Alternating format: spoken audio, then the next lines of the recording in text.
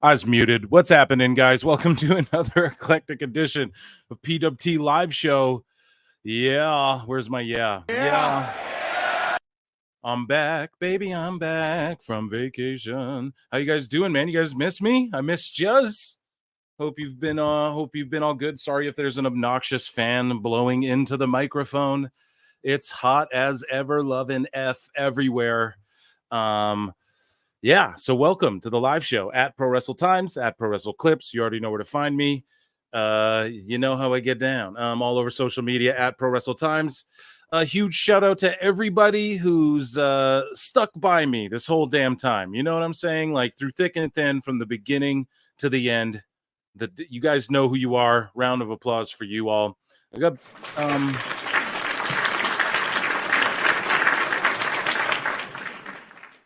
I got Dynamite on deck. We're going to talk some Stephanie Vaquer, probably laugh at Dave. I have so much bookmarks, you guys. So much. So many. We're going to just trudge on through them. You know, we're just going to plow through a bunch. There might not be a lot of rhyme or reason to them. You know what I mean? And we're just going to go hard in the paint. Let me check out some of the members chats. If you want to become a member, it's like 99 cents. You become a member. I try and show every member chat on the screen, but also members only streams are back, folks. They are tomorrow. I will do one, whether it be 30 minutes, an hour, 2 hours, whatever it may be. I am back from vacation. I will do a member stream tomorrow at some point, maybe in the morning, maybe in the evening. I don't know. But hey, as you all file in, make sure you hit that like, make sure you hit that subscribe. Thank you so much for over 3.7 thousand on Pro Wrestle Clips. And thank you for we blew past 1K over on Pro Wrestle Times as well. So I just appreciate that so much. George Capture, I'm just going to read some chats as everyone files in, and then we're going to get things going. I might need a drink too, and I need to get Dynamite on here, and boy, is it hot. The heat wave was in full effect. If you guys haven't yet, check out Mine and Awful Wrestling's NXT Heat Wave and Money in the Bank reviews. We also cook Dave Meltzer for his hypocritical trash take on the Sol Ruca Kalani Jordan North American title match, which I thought was good, but not match of the year. And I also interviewed Myron Reed, one of the Rascals, who's killing it in Revolver and all over. You've seen him in TNA and all that. But the other three Rascals all reunited that same night. What do you know, on NXT, which was a huge moment. Everyone popped for. And I have one of the Rascals on the podcast. So if you haven't, check out that interview that I did. And George Captor says, I don't think that WWE gave Tony Khan a chance to fumble Stephanie's WWE sub potential. I'm going to get into this. We're going to get into this, my friend. So thank you for that. New member, Tom Reed. Wow. Thank you so much. Mark A. Hicks is a member for 3 months. That's incredible. George, you win the super chat, dude. Plinian just dropped a $5 super chat. Thank you so much. And shout out George, and shout out Lynn Hawk as well. I'll give you all a round of applause and a bro. Welcome. I think people are filing in. I appreciate you all so much. And I don't know. The member shows are just much more I'm much more lax, nothing planned. You guys tell me what to talk about type thing. And I got to get Dynamite pulled up here. I might have to disappear for 1 second, though, to get a beverage. It is hot, you guys. So, and again, pardon the obnoxious fan, but I ain't turning it off. Rick 71, a new member. My word, we got new members galore today. You are, I'll give you a bruv. Thank you. You guys are the MVPs, the true ones. Appreciate you all.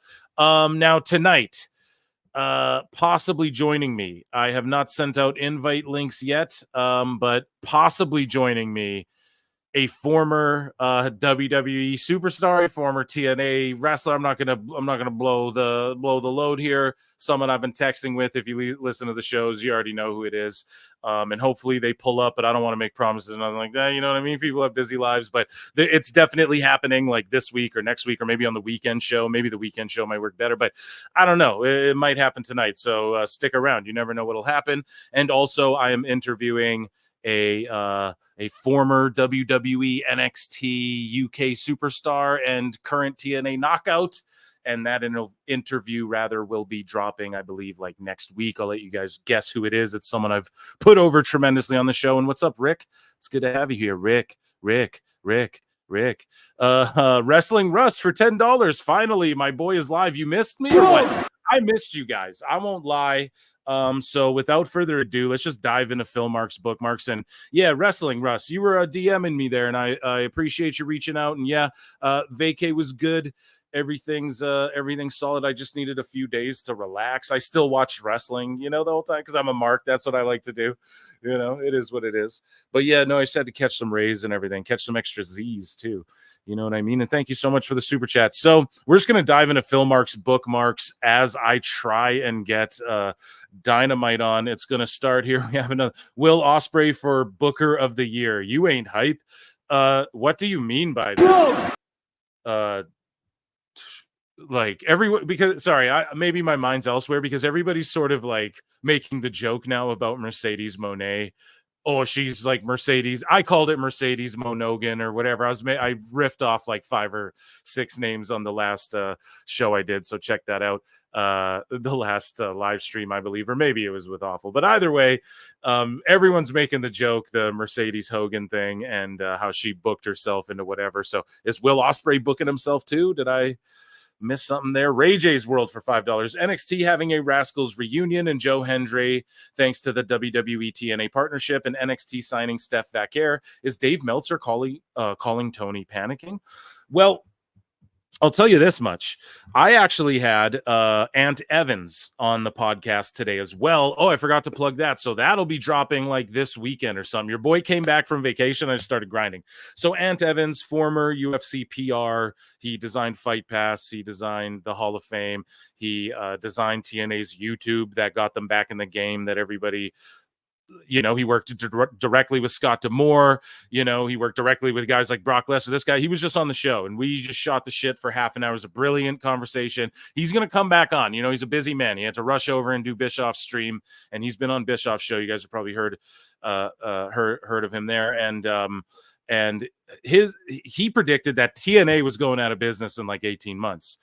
I asked him again. I was like, okay, reiterate that. Is it going out of business in 18 months? And he's still like, it'll be absorbed or it'll just become some whatever. He has some sort of insight, but he gives a good old, the new regime, if you will, of TNA since Scott D'Amore left. He gives them a good old molly whopping, we'll call it, this early in the show. So I'm not cussing too early on in the show, but you guys got to tune in. He goes in on TNA. And not like the talent or anything like that, but the new management, and he was tight with D'Amore, and it's a brilliant interview. It comes, I'll drop it like Saturday for you guys or something. I don't know. Thank you so much, though. A lot of you in here. I got to get to these before oh, right. That was the last one. And the Rascals reunion. I didn't even really answer your question. Rascals reunion was awesome. Joe Hendry was great. Remember how Dave Meltzer, I put it in. I'm feeling good, so we'll give you guys a Meltzer flute already. We'll just get into it. Fuck it.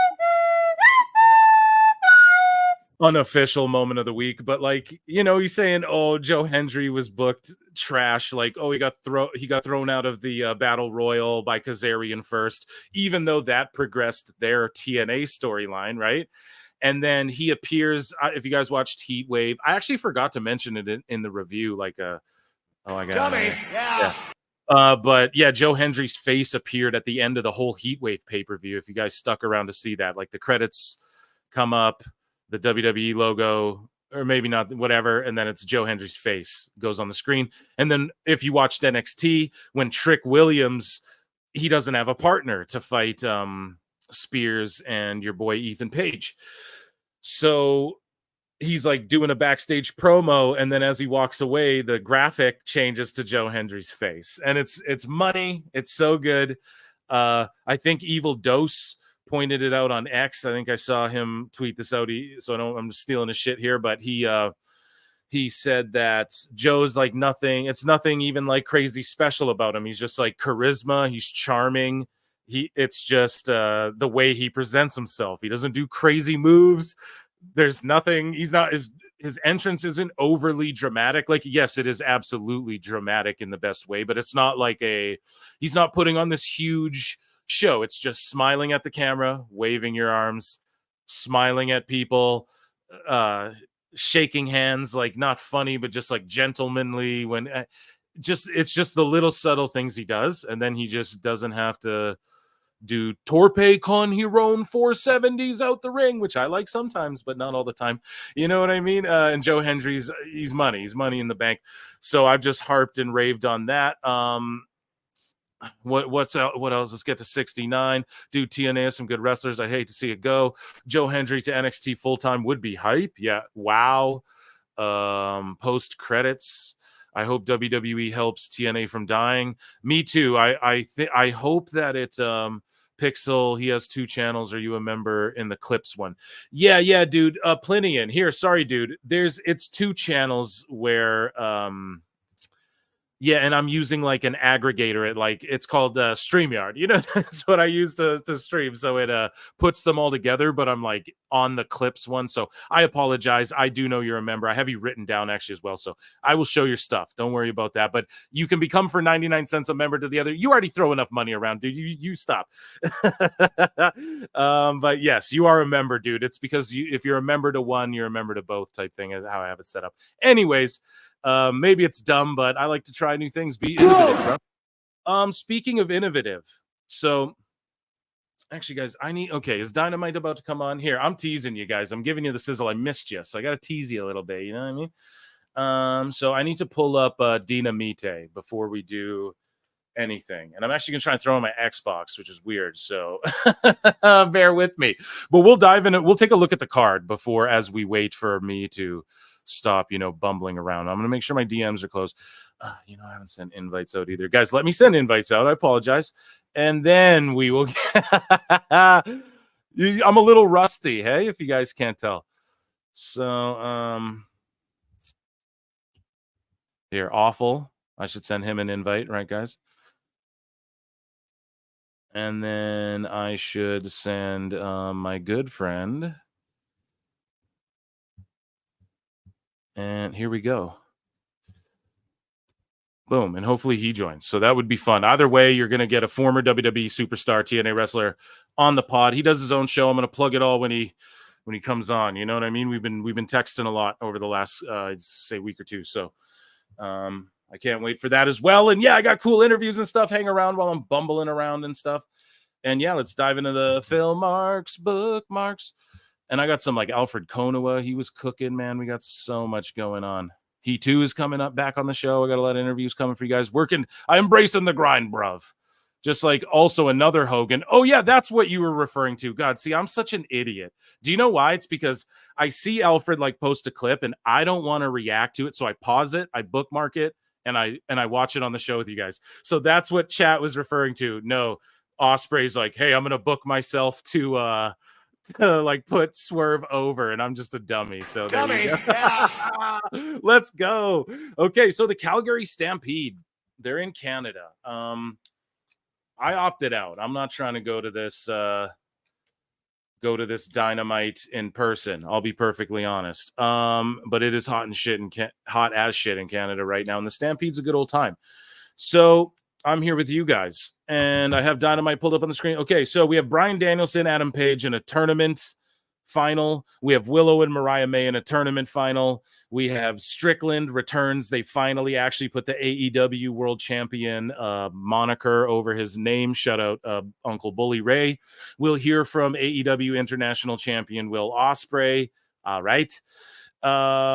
Mercedes Moné double championship victory toast. Now you want to talk about brother? Like, what? You just did this last week, So I don't know what's going on with all that, but we'll see. The Learning Tree, which very sports entertainment-y, but it's a Stampede street fight. Okay, Jericho's gonna do some funny shit. I'm probably gonna pop. It's Joe, so he'll give us something to pop about somewhere. But I mean, my expectations for this is Jericho.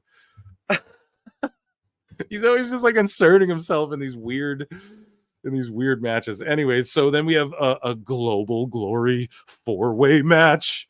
I'm Excalibur. Welcome to AEW. I hope the sickos are here. It's starting. 120 of you in here. They're opening with a good package, a solid package. Pause. We love good packages. We're going to talk about Stephanie, though. Don't worry, guys. I'm getting to that.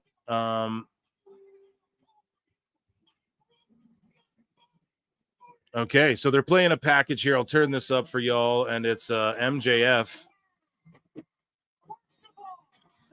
talking about Swerve, and Ospreay. I'm fearful like they're going to do like a 4-way at All In. Isn't that what it's seeming like it's going to be? Like Ospreay, Garcia, MJF, and... Or isn't it like the winner of the Owen gets the shot? Dude, this company fucking... it drives me insane. It's hard to follow. We watch it all the time, and it's like, well, where are they going with this? Not that I want it all to be predictable, but I want it to be sensical. That's all it is. Okay, Ostrich. I use Cornette wrestler nicknames. We all get caught up doing it.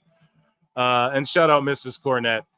And Jim, of course, as well. That's the GOAT in this space for sure. So Bruv's coming out with a Bruv jersey.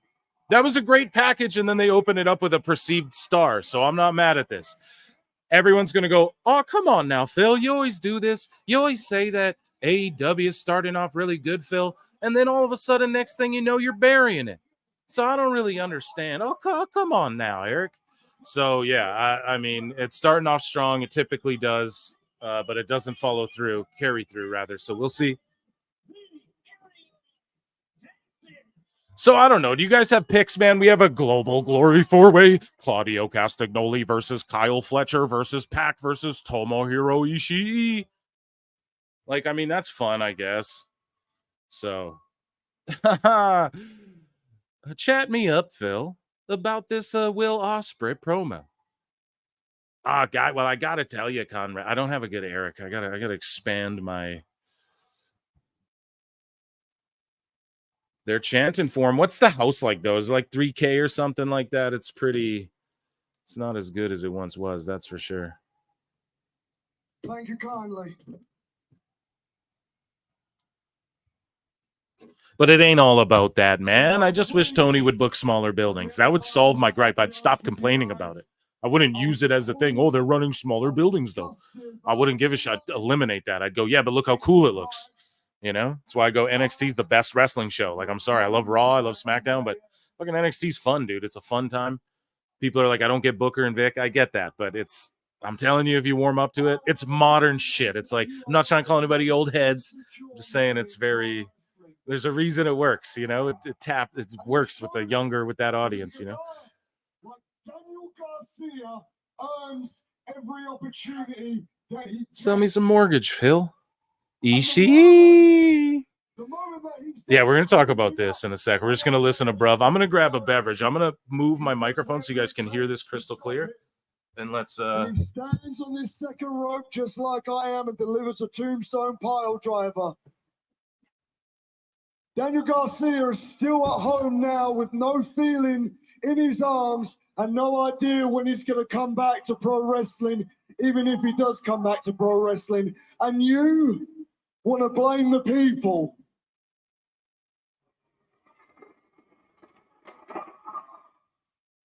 You want to blame them for opening up and being vulnerable towards them. You've been open and you've spoken all right. About your ADD. You guys could hear that, huh? What a good show I'm hosting. He just called him a little prick. He's doing the promo in the dark. Yeah, it looks like a fucking...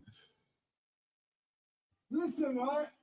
A cave level in Zelda or some shit. MJF, and I can already tell you don't like me. And I think I know the reasons why.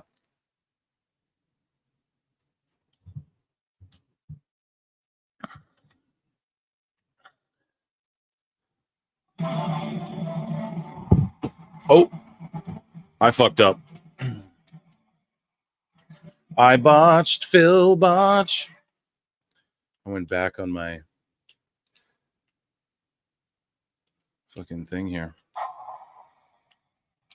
Very well. There we go. 137 of you in here. Make sure you hit the like. I'm going to talk about Vaquer here in just a moment. I'm just listening to Bruv talking about his left nut. Your entire body, bruv. I might have fucked up my...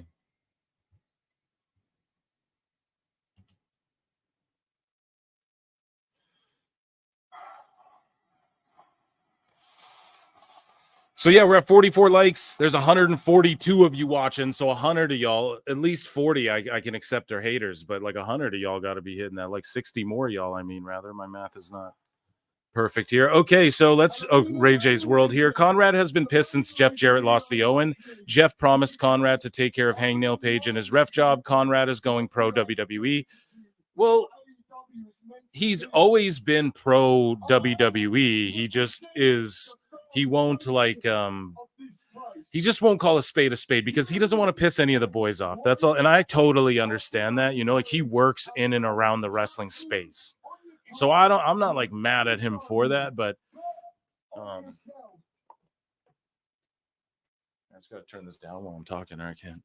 But yeah, I'm not mad at him for that, like ever. You know, I actually really like Conrad and Eric. Like I love their dynamic. You know, it's good to hear people with like opposing views. People don't want to just hear everyone go, "Oh, yep, I agree. You know what I mean? That's silly.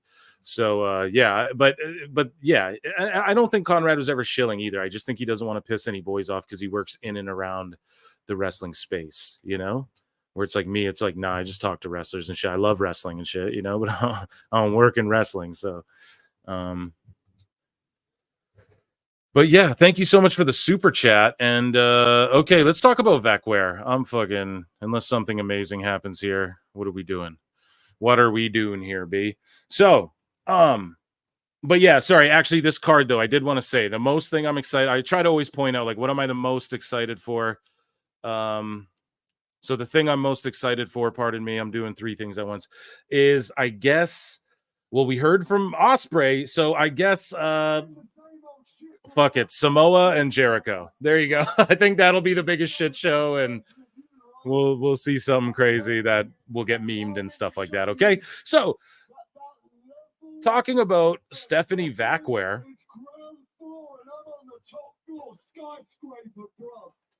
He's on the top floor skyscraper. Here, should we just do Will Ospreay's promo? It's going forever though, but he's spitting heat. I'm not hating on it. You know, it's decent.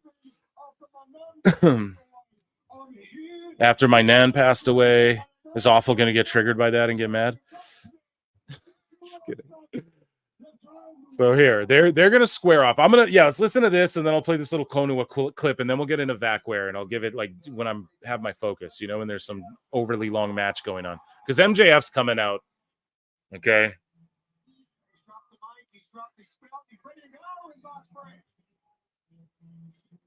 Jesus Christ, Hamlet was shorter than let me show these guys. I'm curious on the Willow match. Yeah, Willow's the shit. She needs to get out of there so bad. AEW finally had a hook to a real story, and they flushed it down to only 1 week. Yeah, hard to disagree with anything Ospreay said because you had to understand. I think Shawn Michaels tweeted Steph's signing to take a short. Yeah, I got it all bookmarked. Don't worry, I did. I was doing it. That's what I was doing as I was setting up the live. Oh, here we go. Some spooky shit.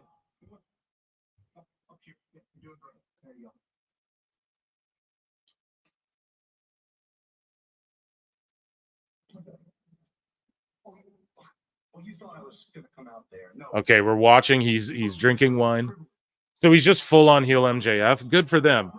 But imagine if he did that to like Wardlow from behind, or like finally like, oh, Wardlow's got his trust again, and they're like, oh, they could be good guy badasses together, and then MJF just attacks him and pushes him down again, steps on his neck again when he's already, you know, and he could be like, I buried you. Like, who do you think buried you when I was world champ? And all this, like, why you da-da-da-da. I don't know, man. They just, I don't know. I just like this dynamic, though. If they're going to push Bruv as the white meat and the man of the people, it's the way to do it. You got to make something happen with these guys, with these certain players. We can't be mad at the guys they're using here in this segment at all. I'm rating this high. This is like a B+ for me. And I'm stepping on MJF's shit. LC Killer 17, Meltzer and Alvarez is a cancer in the wrestling community, bruv. You you already know, dude. Thank you so much. I don't know what to say. You know, you said it. Or I don't know, like Dave contributed, man. He wrote a bunch of like historically. Oh, come on now, Eric. I sound like Conrad. But like it's true, he did like document it all. So like his opinions on the shit aside, he at least like wrote down who won, how long it was, blah, blah, blah, blah, blah, blah, you know? So you got to give him that, and I will give him that, but that is about it. Like, at least in recent years, you know? But even back then, I was always one of those guys who, like, I would listen to it more, not to just cook it and roast it and laugh at it. I would listen to it, try and take it seriously. And like, there wasn't so many egregious calls, rather, like as far as star ratings. But, you know, to me, I've always been one of those guys like Hogan Rock, WrestleMania 18. That's like the greatest match ever. I don't give a fuck what anybody says. So to me, I've always been in that camp, you know, like what Cody Rhodes says. I am fully on board with that. Your boy Phil loves that match. Probably one of my all-time. If you're going to show anyone a match, that's when you show them, you know? You can't say that about any of these other ones where dudes are like falling on their necks. People like cringe at stuff like that, you know? But yeah, thanks for the super chat. Okay, you just called him a bitch and blah, blah, blah, bow. So.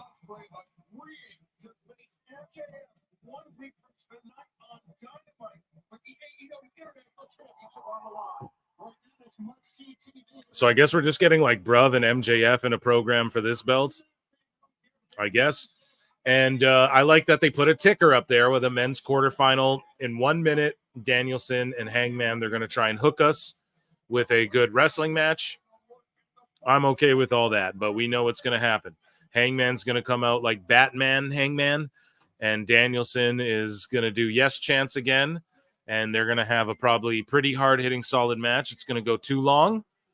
And yeah, so we're going to talk about Stephanie Vaquer, okay? I'm just laying it out. Jesus Christ, it's quiet in that arena. Yeah, it's quiet in here, Awful. Why aren't you here? No, you're a busy man. I understand. You got a beautiful home, a beautiful wife. You got way more important things to do than hang out with old Philly S. Marks. But it's good to see you, buddy. Much love. Let me see what you guys are saying in here. Not sure if I'll be on these as much. Have to get a second job. My cat has a tumor and the treatment is expensive. Bro, whoa, that's crazy, man. I am going to give you a bro, and just everybody send your well wishes to All Jake's cat. Okay? Prayers and best wishes, man. That's incredibly unfortunate, and you can't predict that sort of thing, and just keep your chin up, bro, and we're always here. You know what I'm saying? You need the Discord, you need the chat, you pop in. We'll show you some love. We understand if you're too busy to hang around, all Jake. We appreciate you, buddy. Awful's back. Guess who's back? Love you, Phil. Yeah, you too, buddy. I miss Awful. Awful a goat. Yeah, he is, man. And a lot of people, they rank him up there as one of like the top haters, man, of AEW, which he is.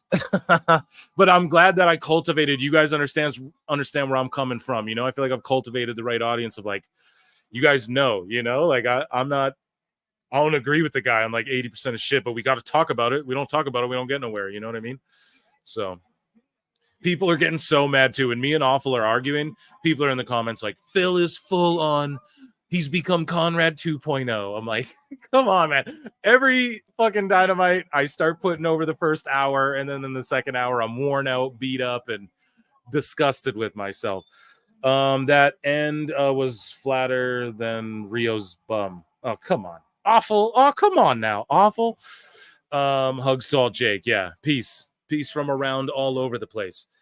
To you all, Jake. We're thinking about you, bruv. Absolutely. And your kitty. What's your cat's name, by the way? Throw it in the chat. Cats are man's real best friend. Dude, for real. I was always growing up, I had more cats than I did dogs, but I like dogs, you know. Yeah, I like Hangman. I'm not a big fan of his new music. I would have just like slowed down his old theme and did like a Def Rebel remix on it, but yeah, he came out the heel tunnel. I don't mind that they do that either with the different tunnels. And he's like, I'm on angst, Hangman, Batman. That's cool, but is that so? It's him versus Swerve, but now he's like, I'm angry, Dark Knight, Hangman. You know what I'm saying? I don't Calypso. Shout out Calypso, but we call her Sweetie. There you go. Dude, people love their pets, bro. I don't fucking blame you. You know what I'm saying? Pets are the real deal, dog. Pun intended, I guess. Are they both wearing pink and black? So are they both wearing pink and black? And this is supposed to be new, evil, I don't give a shit vigilante Batman, but I'm going to take time to wear pink and black. No, somebody creative back there go, you just should wear the same shit you wore last week because we're trying to like introduce the character and we need brand recognition. Okay, he's not wearing pink. Thank fuck. He's got fire on him. It looked pink. Thank God. But also the fire, not down. Not that it looks bad. It just, you got to just keep that brand. Just here's what I look like now for a little while, and then you switch it up. You know what I mean? So again, something WWE does tremendously. So yeah, let's talk about Vaquer. Okay, I've been teasing it long enough. Or here, let's play a real quick. Here's Alfred Konuwa. I got so many bookmarks. We're just gonna tackle some of them randomly tonight. So here we go. Ospreay is doing no favors to Swerve's biggest moment. He's stepping all over it the way Swerve stepped all over his face last Sunday. What a worker! Terry Bollea Ospreay wants credit for doing a job that he was supposed to do. Terry Ospreay. What a hero. AEW is turning into one giant Chris Rock joke. Ospreay lost a match where Swerve was a minus 800 betting favorite. And what, he wants credit for it? You were supposed to lose. What, you want a cookie? Yeah, Chris Rock's joke. Oh my God. They'll be like, oh, I pay all my bills.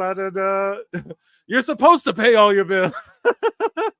Classic Chris Rock bit. I love that. Shout out Alfred Kono. He's coming back on in 3 days. He'll be on the show, I believe, again, which will drop probably like the week after at some point.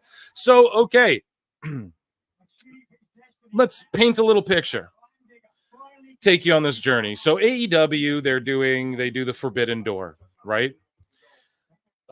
They decide, we're going to include CMLL in this or whatever. They bring Stephanie Vaquer in. They play promos of her. I think it's Megan Bayne because they had Megan Bayne signed since 2023 and Camille, and we'll get into that in a minute. And so we'll get Eric Bischoff's thoughts on that precise thing in just a moment. But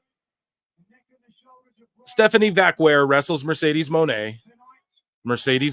She books herself in out of 3 matches. She wins 2 belts. Vaquer stole the show. The crowd was behind Vaquer. She's not even in AEW or New Japan or whatever. Like, I guess, were there CMLL fans there? I fucking hold on. Let me ask the soundboard. Were there CMLL fans there? So Vaquer steals the show. Phenomenal. I put it over. We were all saying it's a great match. A lot of these matches have gone too long. If this match was one of the featured matches, this would be whatever. But it was a solid performance, and she really stood out. And even Eric Bischoff was like, yeah, she stood out. Phenomenal performance, et cetera, et cetera. So all of a sudden, WWE swoop in, and they scoop Stephanie Vaquer up off the back of this performance. Now, already, there's big hype behind this girl. There's lots of people interested. They know WWE will take care of her. She's going right away to NXT. Shawn Michaels tweeted it out, which we're going to look at here. So Shawn Michaels tweets out, welcome to the WWE family, Steph Vaquer. See you in Orlando. Everyone go and follow Steph Vaquer. Vaquer. I'm sorry if I'm mispronouncing it. But she looks great, has a great look. But AEW, they could have really driven it home that they want her, they want to feature her, whatever. And it was reported that CMLL, I guess, notoriously allows people like out of their contracts when they get big deals. Like, they have no problems doing that. When people want to go to America, they'll just buy this shit out and we'll let you go, and so she's going to NXT. Actually, that Colby dude from Fightful, I'm going to shout him out. He actually tweeted out a good sensible tweet, because a lot of people were like, oh, she's going there. She's going to be in the LWO. Like, everyone's just melting down. Like, look at this person. First name John. Stephanie Vaquer is all elite. A lot of people posted it. Even like people I know are, oh, she's probably AEW bound now. Da-da-da-da-da. But no, she actually a while back, years ago, had a tryout with WWE. And she's been on their radar. And that's what I've put over with AEW before, man. It's good. It's good that AEW exists. for that, like, she had a great showing against Mercedes, who was one of WWE's top talent. Love her or not in AEW, she's one of WWE's top talents, the way they presented her, etc., and her work ethic in that company. And so this girl was more like over with, and it's not just the sickos, like everybody was like, yeah, this girl's pretty goddamn good for what this match is and the little bit of build they give it.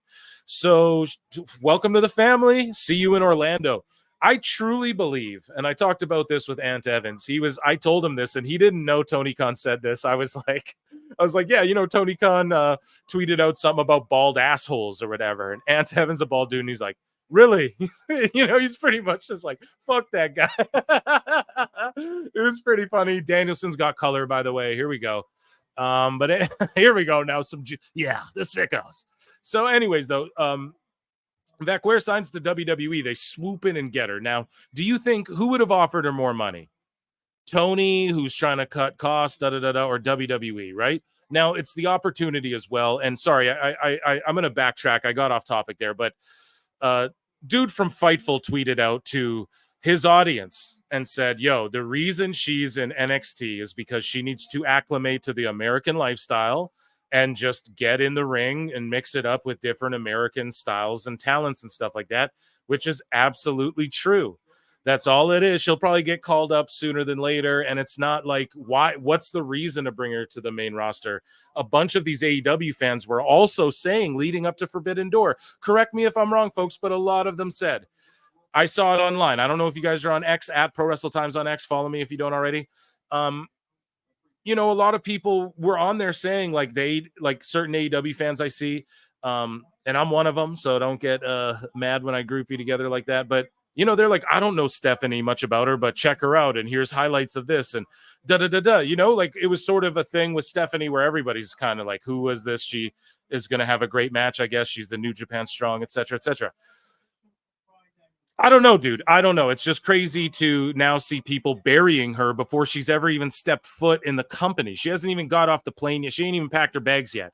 And they're already shitting on her, turning on her. And I'm getting tired of it, guys. Like, I'm getting personally, like these people, I'm going to keep covering it till the death of me because we got to remind everybody. We got to let them know.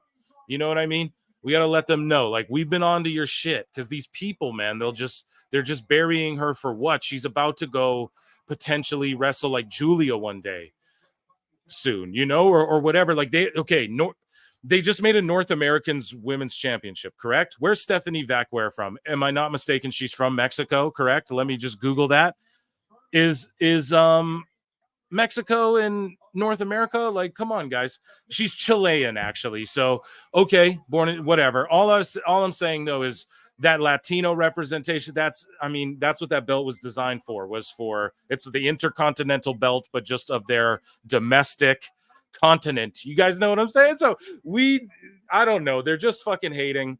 Vaquer is a solid talent. I'm not sitting here going she's Julia though. I've actually seen Julia work like. And we'll see. But I have high hopes for her. Does Stephanie George capture for $5? And thank you so much. This is a great. I love getting asked questions. You know what I mean? Like, don't get me wrong. I love Dave Meltzer roasts and shit. But I I also love and Young Bucks roasts. But I love like questions like this. Does Stephanie being 5'2" raise any concerns to you, Phil? No, not at all. When people want to go, oh, Marco stunts like Rey Mysterio or Spike Dudley. No, but when it comes to Vaquer, I mean, look at Katana Chance. I think she's like 5'3", and she's a multiple-time tag champion, I believe, in the company. She's been featured prominently. Like, being featured prominently doesn't mean going out there and having a 30-minute banger. It means like, dude, were you in the segments that did the you know what I mean? Fucking people hate on Disco Inferno, right? And he may be annoying sometimes, but call a spade. Like even the Observer admits, yo, this dude was in segments that move numbers and stuff like that. You know what I mean? Or at least I believe that's what Disco claims, but I know that seems to be verified by, people back that up. So, yeah, I'm not concerned with the 5'2". That's like a Rey Mysterio thing, that's she might stand out because of that. Not that she's got to come and do a 630 reverse moonsault fucking senton, you know, whatever. But it's just, you know, just her presence in the ring, like what she can do. You know what I mean? As far as style matchups, you know what I mean? Which is what I really appreciate. WWE's really focusing on that as well. You know, it feels very sports based, and then you watch NXT and it's like college athlete sports based type stuff. I don't know how to explain it, but they're just on the right track with all of that. We have some news too about Joe Tessitore joining the commentary. Thank you so much for the super chat. Appreciate you, bruv. Steph's a looker. I would love her ass in that. Okay. All right, Thirstcast. Are we doing Thirstcast? We're not at enough likes to start doing Thirstcast, guys, okay? We got to get, there's almost 200 of you watching, 73 likes. Let's get to 100 likes, please and thank you. Then I'll stop asking once we hit 100. So even you haters, click that like. So Dave Shearer, friend of the show, he just doesn't know it. Great guy, never met him. Dave Shearer says, dummies get their news from guessers on Twitter, including clueless dopes like Uncle Dave. Smart people, well, they go elsewhere where integrity matters. Speaking of dopes, way to go, Tony Khan. Way to get Steph a job with the competition. It's a marathon, not a sprint. So he goes hard in the paint at Tony, too. But just speaking the reels, dude, I mean, he just, I don't know, man. I don't know. And people, you can hate on Stephanie all you want, but she clearly, I don't know how old she is. Let's look that up as well.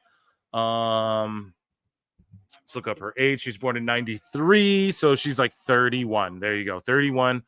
And I don't know. It's a good age to, like, she's experienced enough to, it's like Ethan Page. Like, why do you think they put the belt on him faster than anyone since Kevin Owens in NXT? He broke the record. Why is that? You know? Because he's got the experience, he's got the reps, he can already do everything that they teach there. You know what I mean? They just are going to now take that talent, cultivate.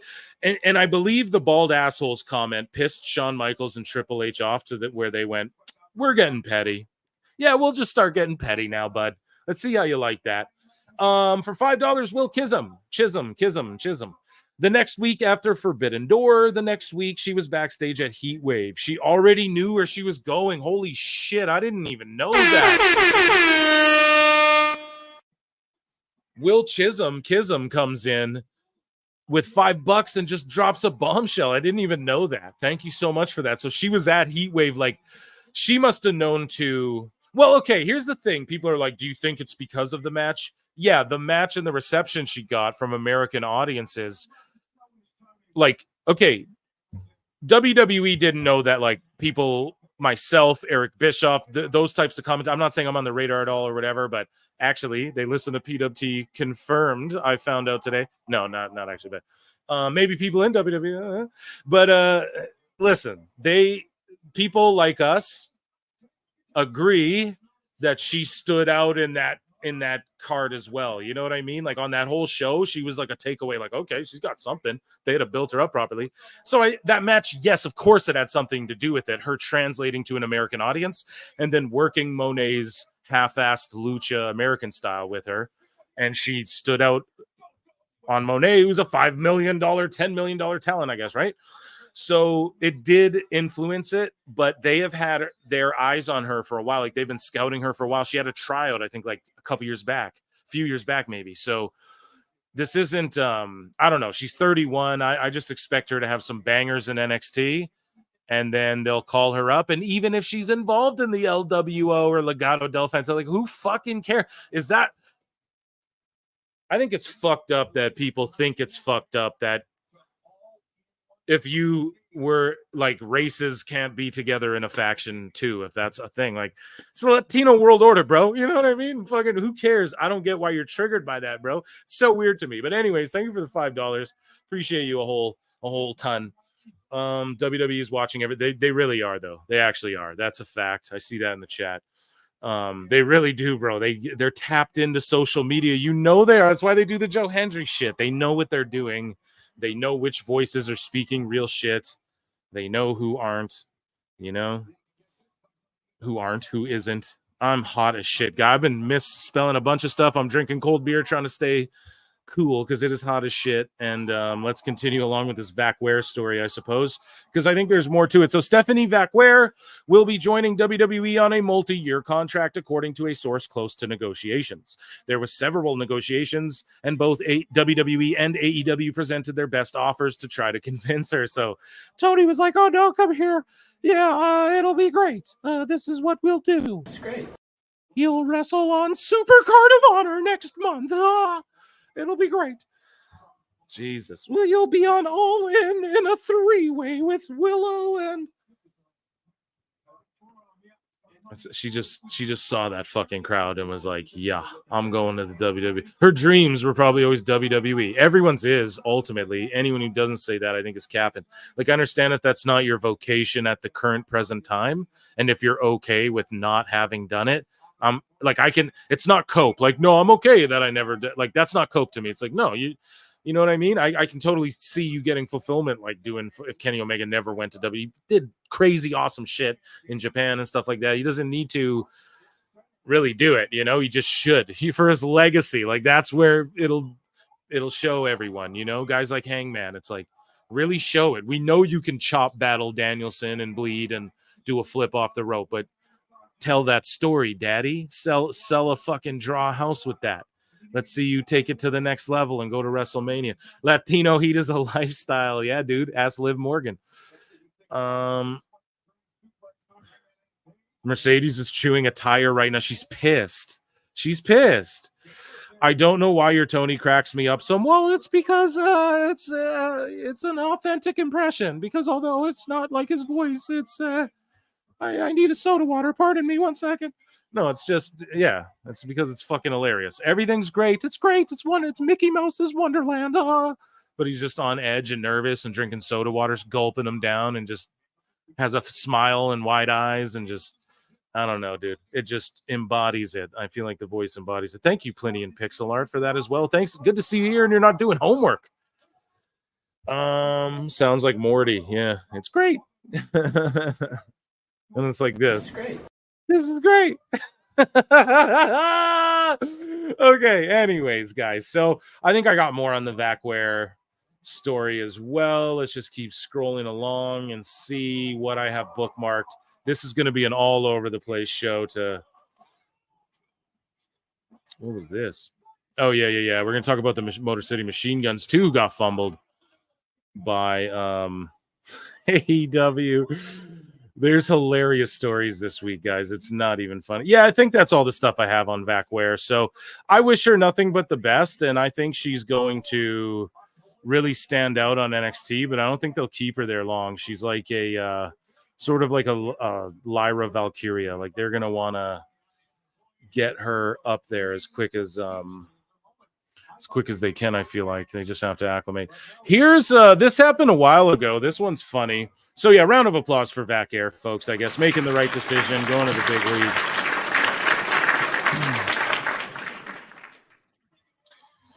So here's a hilarious. This happened a while ago, but we're going to cover it here. So at Alyssa, holy shit! Here's yet another reminder that this is a public platform, and wrestlers do have a chance of seeing the stupidity you tweet at them, and I love it. So Ricky Starks, so Auntie Wrestling. Do you guys know who this is? I don't have a fucking I'm totally unfamiliar, actually. Just everybody's like, oh, everyone hates on her. I don't know. And I guess she hates on a lot of people as well. But this was like a cringe tweet. And she goes, so Ricky Starks posts like a modeling picture. Dude looks like he could be working for like Ralph Lauren or something. And Auntie Wrestling quote tweets it and goes, don't talk about the excellent Dynamite. Talk about me, attention whore. Like, so referring to like he didn't, because she's mad at him because he didn't tweet out about come watch Dynamite tonight. That's, I don't know, man. That's so weird to me. And then he quote tweets her and goes, shut the fuck up. And then he responds to it and goes, at Auntie Wrestling, damn, no one in the community fucks with you. That's crazy, LMAO. I didn't even know. Oh, I love love it, man. He's gonna do real good in WWE, probably NXT as well. Let's scroll to the bottom. We're just gonna work our way through Phil Marks bookmarks. Sitting all over the place. We're gonna save some Meltzer. So, guys, in case you're not familiar with the Meltzer Said What segment, of course you guys all are, but now, pardon me, well, it's the Meltzer dumb moment of the week, but we just typically always use all of Meltzer Said What shit in the segment. He does 90% of my work for me, and then I get the credit for it and all the glory. But no, he's a really good dude, and we've been chopping it up like all the time, and he knows that there's a zero annoyance policy, and he can just DM me 1,000 fucking things. Anything he feels that needs to be brought to the show, we have a direct line to the GOAT, okay? So the Dave stuff is just getting sweeter. It's just getting better. Oh, my goodness. We have a $5 super chat. Kid Con booking MJF and Ospreay on free to air. Does that reek of desperation to boost rating to get a TV deal? Money is no object to this fool. We're going to fucking blast you in the air. You summed it up, and it's actually what you're saying is correct and true. Okay, Andrew Zarian, I covered it on the last show. Even this week, I was like, we're going to live react to AEW's mega main event this week. And people are like, what the fuck's a mega main event, Phil? And I'm like, dude, I don't know, but it's what Andrew Zarian said. So Andrew Zarian said, oh, like this week or next week, whatever. But it's actually next week. So he was off, but I guess to them, a mega main event. Dave Meltzer, oh, they have super wrestlers. And then a mega main event. I like Zarian, but come on now. And I guess it's MJF Ospreay free TV international title. So it is like, yo, we need to drum up hype before Wembley. That's what it's all about. We need to drum up hype before Wembley, and we need to get people as interested as possible. Because what else do they have, you know? And that is a great match. That is like the Wembley match. Everybody's like, it's going to be MJF Ospreay. So is it hot shot booking? I don't know. Will it pop a rating? I mean, maybe. What do you guys think this Dynamite does? We'll see after the show's done. I don't like to predict it until after I see the show, you know? I know Awful will come in here and go, I predict 620,000 or whatever, but I don't like to say that until like I watch the actual show. Like to completion, you know, pause. But yeah, thank you for that. Thank you for that comment there, because I did want to touch on that. Oh my goodness, Ray J's World for $10. I got to Conan. Get a Conan too. I heard on Bishoff's show. We're gonna tap into that, and it's I forgot to do that. I'm gonna play that clip in a second, but I heard on Bischoff's show, Shad Khan is angry with the Jags about free agents. Do your TK impression, trying to convince his dad, I need to buy up more free agents. I don't, the only problem, Ray J's World, is, hold on, soda water. The only problem with that is, I don't know enough football players' names, I guess. I know some legends, though. We could get Bledsoe here, or maybe Brady. No, Dad, we can't cut costs. I have to get Stephanie Vaquer over here, or HBK is going to steal her from me. Oh my God. This is great. It'll be the best show ever. We'll just book our hottest 2 talents on a little hotshot, book them in 2 weeks. And fumble Motor City Machine Guns. We're going to get into that too. Sorry. I probably just annoyed a bunch of fucking people. Oh my goodness. Okay. I tried to give it to you. It's hot as shit. It's hard to do funny Tony Khan when you're. Thank you so much. So I'm having a round of applause to you, man. For you a lot. We got a ref bump. Jeff Jarrett's standing on the fucking sitting on the ramp for this super long match. They got juice. It's not even the main event. Crazy. You just ruin the whole rest of the show. Like there's nothing to look forward. No one's gonna get juice and whipped with a belt. There's gonna be no ref bumps later, you know, unless there is. But it's like they just blew their wad here. It's all ass backwards. What's your thoughts on how Seth versus Punk Heat potentially got null and void with Priest dropping the gentleman's bet? Can you elaborate on that, you ain't hype? Can you explain to me what you mean here? What's your thoughts on how Seth versus Punk Heat potentially got null and void with Priest dropping the gentleman's bet? So you're awesome, Phil. I'm sorry if we love it. Okay, good. I was gonna say I probably just annoyed the shit out of everybody. Okay. how do I feel? I don't think it's null and void. Like, that's a fight that's always there. Do you know what I'm saying? Seth versus Punk, like, people are saying it's going to be a 3-way at SummerSlam. Fuck no. Why would you do that? I'd rather see a 3-way with, like, Gunther and Priest, or maybe not with Seth. I don't know. Like, Gunther and Priest feels like it needs Seth in it to balance it out. Maybe they do that match. Like, it is a 3-way. I don't fucking know. But to me, those are just standalone feuds that don't need the belt, that don't need anything else. And yeah, I'm not worried about any heat cooling off. It's always there. It's like a real fight that people feel like is real, sort of. You know what I mean? Without BBT lead. But thank you so much for the super chat. Jeff is now the ref. Yeah. Look at how they're honoring Owen. Yeah, with just thank you for that super chat. I really appreciate that a lot. And for the question.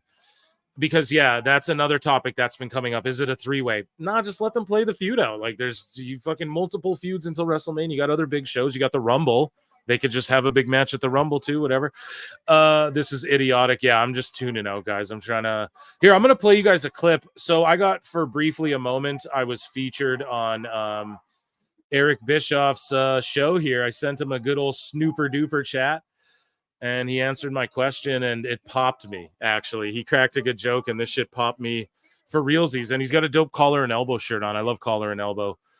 Shout them out. Sponsor me. For real, though, I like your shit. Here we go, though. Let's play Eric Bischoff answering my question about Vaquer and Megan Bayne and Camille. Not even a question, just me making a statement. Sometimes it's like, here, I just got to let this be heard. What do we got? Super Day, Pro Wrestle Clips.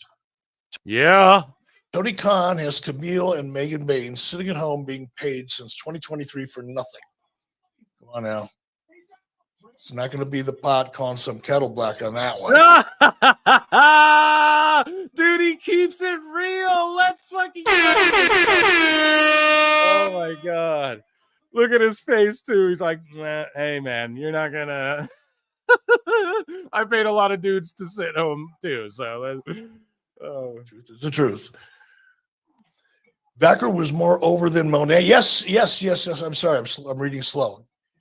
Vaquer was more over than Monet and is going to the big times. Absolutely. And I said that. I think I covered that show. In fact, I know we did. And I pointed out, I'm going to go back and listen to my own comments. But I did make a mental note. And I think I did point out that I thought she looked really good because I had never seen her before. And now that you pointed out, I don't want to say she looked better than Mercedes, but I think the expectation was a little higher for Mercedes, obviously. And perhaps Stephanie exceeded hers and perhaps Mercedes didn't. That's my take on it. Fuck yeah. Shout out fucking Eazy-E for, let's give him a round of applause.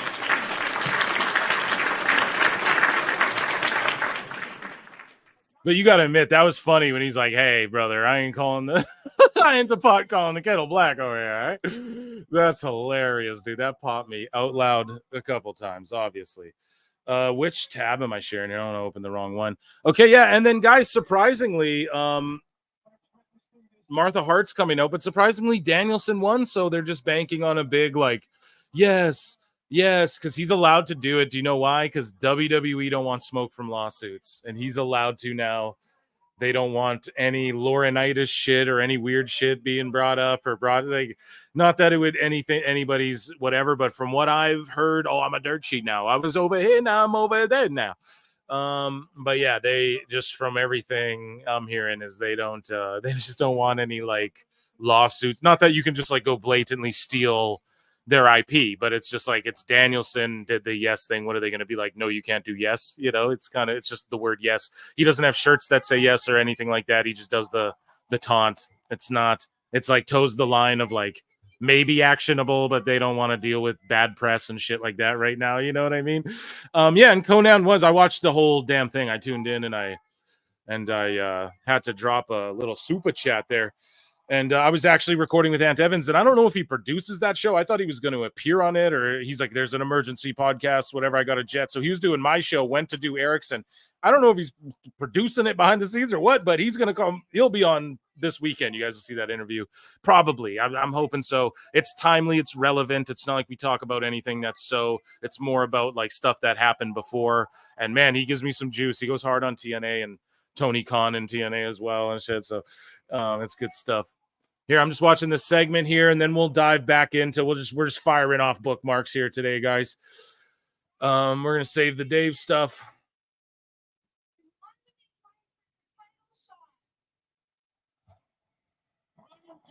So Danielson won. I mean, that was a good final match. I actually like Hangman, honestly. Like, I don't ever really hate on his matches. We were kind of checked out because it's so long. It got idiotic when Jeff Jarrett became the referee, and we're going to see Swerve and Danielson.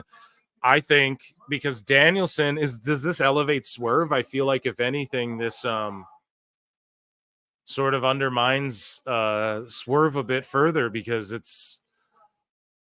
Or maybe it doesn't. Maybe I'm wrong. Chat, tell me if I'm wrong about that. I just feel like there's not a lot of like, look, this is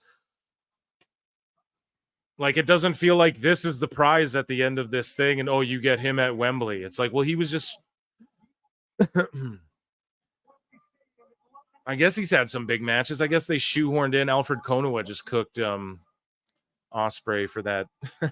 Yeah, I put him over because I don't want everyone to think he's a jobber, even though that's what I guess we think that of him too. So I don't know. I'm okay with this start of Dynamite, but we're gonna see another match that goes on for too long, and then we're gonna be like, okay, well, it just killed what, like, they did everything. What's the main event gonna do? Bloody you up and beat you down and ref bumps and a guy takes his shirt off and is the ref now? Like, you did everything in one there, dude. You can't do anything greater than that in the main event. So that's what's crazy. It's like you want to build up. Yes, there's ebbs and flows, highs and lows, but you want to build up to something at least.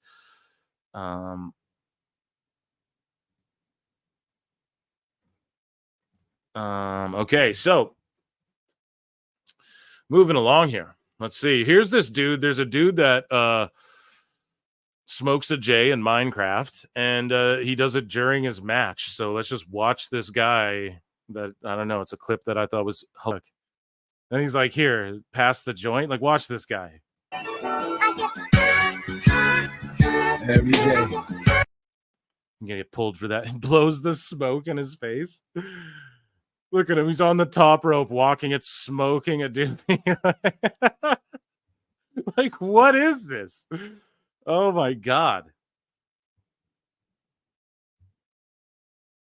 I'm not mad at it at all, but it's like, you really don't want a job in the Fed, do you, bro? In WWE, dog. You really ain't worried about that, are you, man? That's crazy. That's awesome. Yeah, so here's Starks cooking Auntie. We saw that. And I'm not like super familiar with Auntie as well, so don't come after me. Everyone's like, oh, she comes after people. I'm like, oh, well, I don't know her. So leave me out of that crazy shit. I don't know, dude. So anyways, we got some more crazy shit here, of course. Copium, AIR Gold, who just like blocked me eventually, and I never was rude to him. I just tried to speak rationally with him, or be like, dude, like, you can come here and talk to me and justify how you view it this way, and we can whatever. AEW had the best bloody segment of the year. MJF and Garcia greater than Rock Cody. And it's not even close. Liar! That's crazy, man. That is crazy, bro. Yeah, avoid these dudes. I'm okay that he blocked me, but you guys know I'm interested in, like, I would gladly just love to dissect, unless they're trolling, you know? You can get mad at me for my opinions, but at least I'm not trolling, you know? Like, fully. Like, yeah, I'm trolling being funny and doing bits and skits and bits, but I'm not, when I go off on a wrestler, I'm being genuine about it, you know? Here's Dave Meltzer stuff. Here's more Bischoff. Let's play some Bischoff here. Easy-E, cop the merch. That shit's fly. And I have some merch coming for you guys too that's really fucking nice that has been made, and it's coming soon. We're gonna get that all out there, and it's nothing, everything's just gonna be limited to, like, I'm not trying to, you know, so it'll be a little bit, I don't know, we'll see how you guys like it, and if you like it or whatever, if you buy it or whatever, I don't know, but it's nice shit. Trust me. It's like really good, clean stuff. And I'm very like proud of how it turned out. unexpectedly as well. But here's oh, come on now, Phil. We're trying to talk about Eric Cook and AEW Dynamite and the Young Bucks with Conrad Thompson take on Okada's Monet. So here we go. And I was responding to a tweet somebody made tonight too, and same point. You know, you get a great reaction. This is awesome. You get the crowd gets way up from the crazy high spots, and they go to sleep until the next one. It's horrible for television. I mean, I was watching the crowd as much as I was watching the action tonight, and that crowd was DOA. They were DOA until there was some crazy high spot. By the way, did that elite match suck or what? Oh boy. Can we talk? And guys, if we're getting old shit too, don't get mad at me. Oh, I already heard this on another show. Don't worry. You know what I'm saying? I was on vacay. All right. And then I got a bunch of interviews. So the pod's been more interview review oriented. All right. We got to catch up on some things here. Talk about how bad that was. You're talking about Scissor Ace versus the Elite. So it's the Talking about Scissor Ace. Talking about Scissor Ace. You what? Oh, fuck, man. And I love Tanahashi. I like the Acclaim too, but god damn it. Acclaimed and Tanahashi taking on the Young Bucks and Okada. On paper, that seems like a crazy match. You didn't dig it. It was the shits. If we would have shot that on WCW Saturday Night back in 1992, and it was a tape show, we would have either reshot it or not air it. That was fucking horrible. These guys are supposed to be the best. These are representative of the company where the best wrestle. That match sucked. Yeah, and Okada's just knows, like, Okada's just on some big money and is like, yeah, I gave my best years to New Japan pretty much. You can tell, like, he ain't even in shape. Like you said, I'm not a body shamer, dude, but we're talking about a business of bodies, and we all can, right? I don't got to explain it to chat. I don't got to explain it to the PWT universe. You guys understand that. But in case you're a new listener here, this, you know, let me just preface it with that. But it's just like, he's not even like he used to be big and jacked, and you'd look at him and you're like, not like jacked, but he was a big like 6'4" dude that was like athletic, and you're like, this guy could fuck you up, you know. And now it's he looks fucking flabby like the Bucks. What are these guys doing? You know, I know money makes it's hard to train, I guess, when you're waking up in silk sheets, they say, or whatever, but god damn it, there's like boxers who do it and they go and really fight and punch each other in the head and they got millions of dollars. So come on, you know what I mean? They did not give a shit. They didn't even phone it in. They yelled it from across the parking lot. That was so bad. Am I the only one? I want to hear what everybody else thinks. Maybe I'm wrong. Maybe there's something going on there I just didn't see, but that match was, oh, that was horrible. I had high hopes for this whole Elite taking over AEW storyline. It doesn't feel like they're putting as much steam behind it. Man, he just he went in on it. You guys want to hear Conrad, or you want to move on? I got lots to get to tonight, so we can I have another clip. It's 14 minutes long. It's Cornette. I haven't heard it. It's going off on Meltzer's Dynamite ratings, and it came out 48 minutes ago. So do we listen to that, guys? You know what I mean? I could tee that up. Chat can tell me what to do. Make sure you're hitting that like button, please. There's been like 200 of y'all's in here. Fluctuating. We're at 97 likes. So 3 of you guys hit that like, please. And then I'll just stop asking. Don't worry. And I appreciate you all so much tapping in. What's up, buddy? Whoa, Conrad. Wiggle, wiggle, wiggle, woo. Okay, so let's see. Yes, play it, Cornette. Yeah, Conrad, it's like we know, and this is old news too. We're talking Forbidden Door. We're already well beyond that here. We'll talk contract stuff in a minute. Let me just get Cornette. This is a long one, guys, but if you're down, I mean, Dynamite's on. We can do this. You know, shout out Castle Cornette. I'm assuming, you know, this will get heard at some point over that way. So let's EFAP it, I guess, together. And yes, at Blood and Guts, sorry, I was listening to that promo as well. So Swerve is captain for Team AEW at Blood and Guts. Yay, exactly. He's so it's they're building at least the world champ is involved in not like a world title match where then it can build to more story going into a world title match. I'm okay with that. But who's going to be the members? Fucking Orange Cassidy's going to be on team. I just, you know what I mean? Conrad is an offense sitter. He built the damn fence, and then mortgaged it out. Plenty in here. I got, sorry, buddy. It's not coming up green here. So it's just, it's if you switch to the other channel, Plinian, it'll come up green, but we don't worry about that. I see you in the chat. It kind of reminds me of my grandfather's Parkinson's when he was still around. Okay, come on now. Now we're getting sad. Speaking of Bad Blood title, Bad Blood. I did think it was coming back because God damn it, they're getting more rated R superstar. No, they're just getting more like not so PG. So Bad Blood was a great name for a pay-per-view, historic. Bad Blood to me was always one. It was one that I never thought they'd get rid of, to be honest. But yeah, we started getting like some of them were getting weird. Turbo Zoom. What were they called?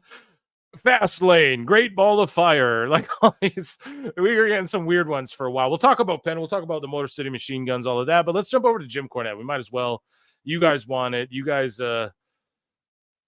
dictate what we do here at PWT for the most. Actually, I'm the boss. Okay, I am God. However, you guys do can dictate the pace of things because I love you all. If you haven't, no, that wasn't a joke. Legit concerned.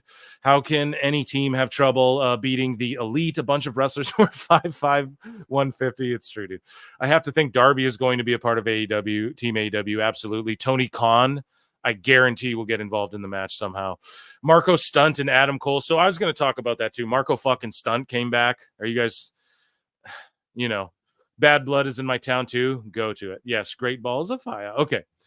Taboo Tuesday? No, because the Marks would ruin it. We can't ever do Taboo Tuesday again. Marks would ruin it. They ruined it then. And like the cage match people would be the guys who vote on it, and it would ruin every match. Okay, let's get into Jim Cornette here. Let's play some Cornette. Dropped 48 minutes ago. I think we can kind of do it now. Let's talk about if anyone got hurt on Wednesday night. We finally have some version of the ratings. Good Lord, it has been there. This was last Wednesday, July 3rd's AEW program. It's now Monday, July the. Yeah, so I actually don't know the ratings, I don't think, unless I was made aware and I'm just blanking. But I actually don't think I was personally made aware. So they're going to inform me here. And then when I hear the number, I will recall. I am I'm losing my shit covering all this Meltzer stuff, guys. I'm sorry. What does that say? 8th, and we're just now getting these quarter hours. And WrestleNomics has not published them, so we only have what Dave Meltzer has published as of right now. Oh, so we're taking this with a grain of Epsom salts and possibly some bleach. Possibly.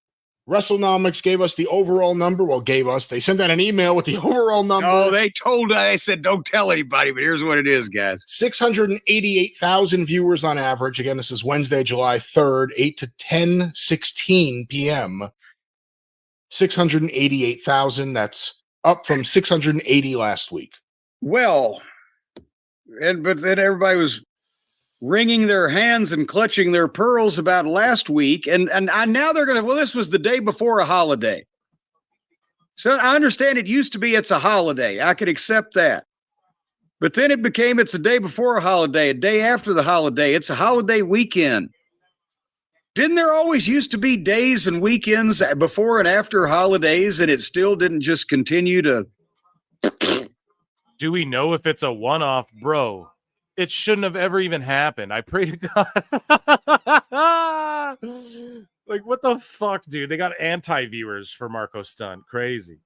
Anyways, let's keep going here. I'm interested. I never heard this yet, so now I'm really Cornette's got me here. We'll play a flute at the end of it.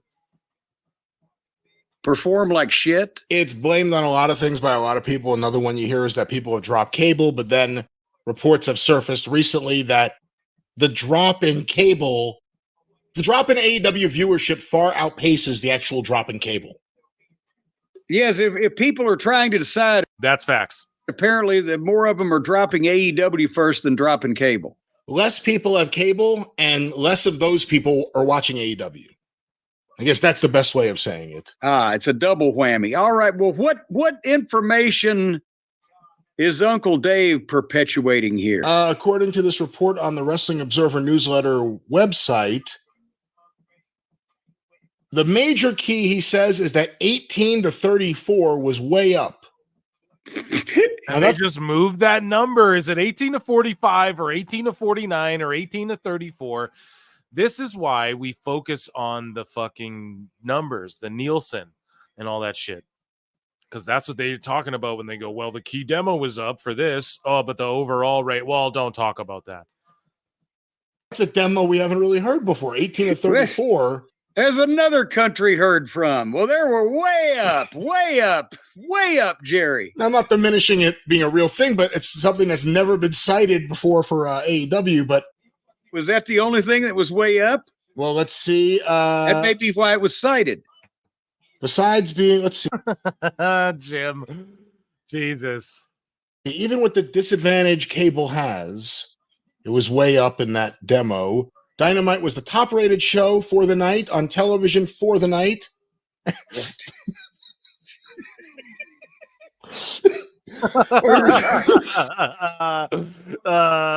Dynamite was read it verbatim now. We don't want to take anything out of context or misquote Uncle Dave. Read it like he wrote it. Dynamite was the top-rated show for the night on television for the night.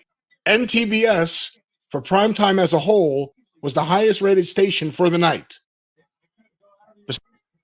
Yeah, I saw that, Jonesy. Max Caster he did a whole music video roasting the Elite. It was pretty funny. Not gonna lie. I was listening to it while I was also listening to this, and Samoa Joe's coming out with the learning tree, and it's about to be some hilarious shit. As we listen to Jim Cornette, we're about to watch exactly why AEW's where in the state it's in. Let's go. Besides being second behind The Price is Right in all of television in 18 to 49, it was first on television in 18 to 34. We're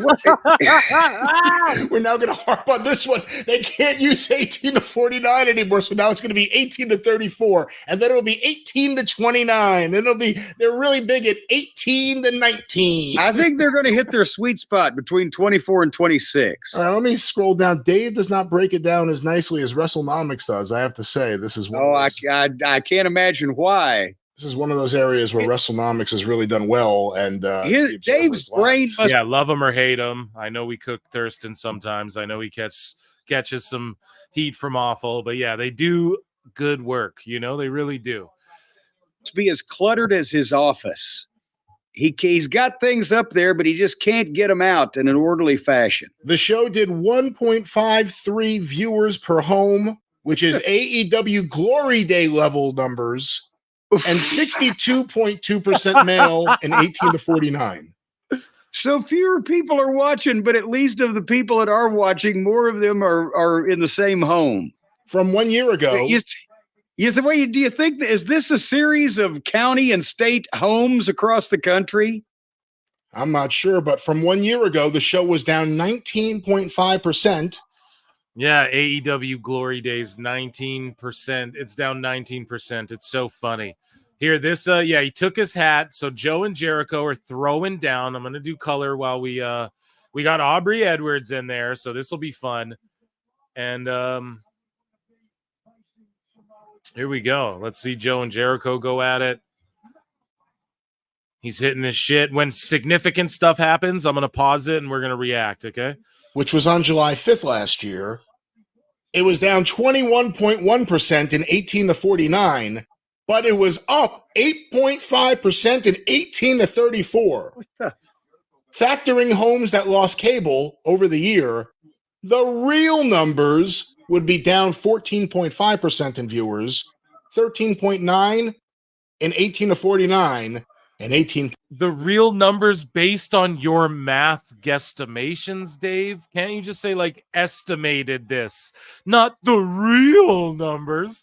Woo-hoo-hoo! I love this. Here we go. Let's keep going. 0.5% up in 18 to 39. Did you get all that? I've got it right here. I was taking notes. According to this, Uncle Dave needs an increase in his medication. All right, let's see. The show opened.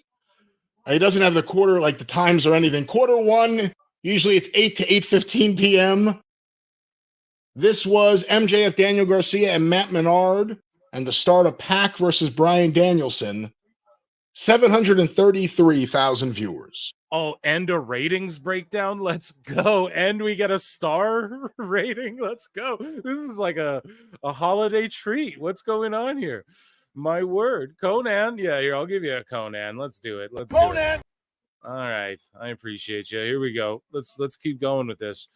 Yeah, how about you give me the numbers and let me determine what's real, Dave? I don't need a math lesson. Yeah, and I don't need you to just speculate and not say that like, well, like he could say that and it would be fine. I'm estimating it'd be like this if you adjust it, but it's a complete guess. However, just based on trends, this is the estimate. Not here's the real numbers. Okay, now were the big bangers were on this week? It wasn't the Black Panther, was it?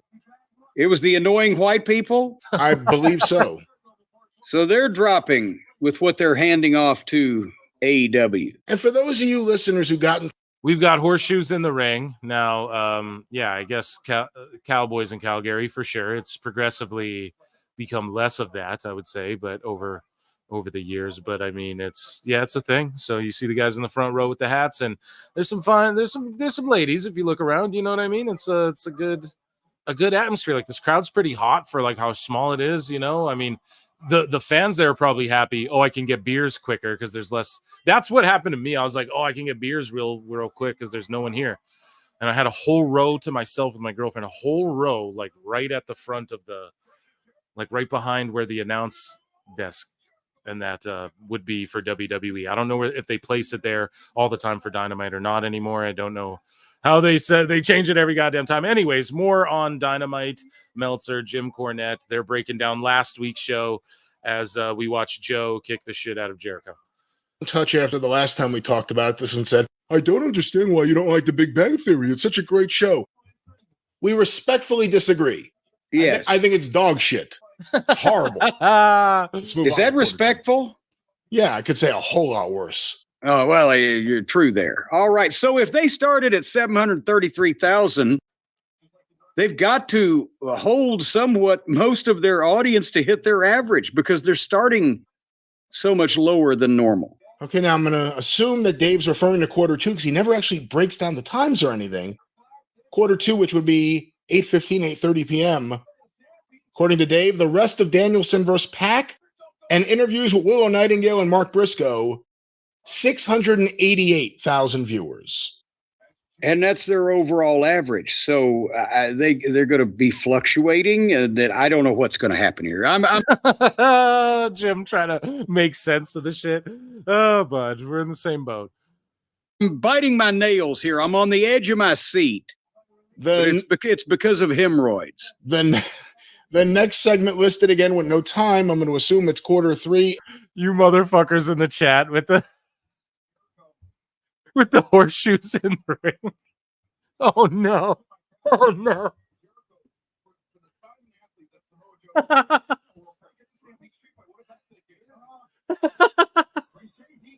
Oh no. Oh my god.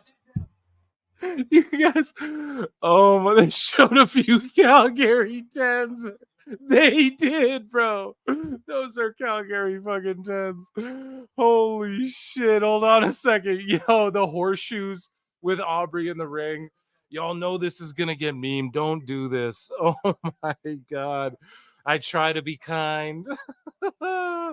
Chat's undefeated, though. We can't do nothing about that. Bro, okay, someone send me a meme. This is here, chat. I'm tasking you. Send me a meme of the horseshoes with Aubrey Edwards. Best one, I'll give a free membership to the channel. If you already have one, then we'll figure it out. We'll figure out a prize. How about that? But you get me a meme in the Discord. There's a meme section in the Discord. Horseshoes, Aubrey. You guys know what to do. I don't want to come up with it and be blamed for the shit. You know what I'm saying? And here, Michael Driard Fun fact, AEW production applies peanut butter to Aubrey Ed's gums to get her to move her mouth for the talking effect. Jesus Christ. You guys are going incredibly hard. Joining us on the show, ladies and gentlemen, and I appreciate him doing this so much, former WWE superstar, former TNA superstar, if you will. That's what they call him on NXT. And legend in my eyes, man. I grew up watching this guy. Matt Morgan is here with us. A round of applause.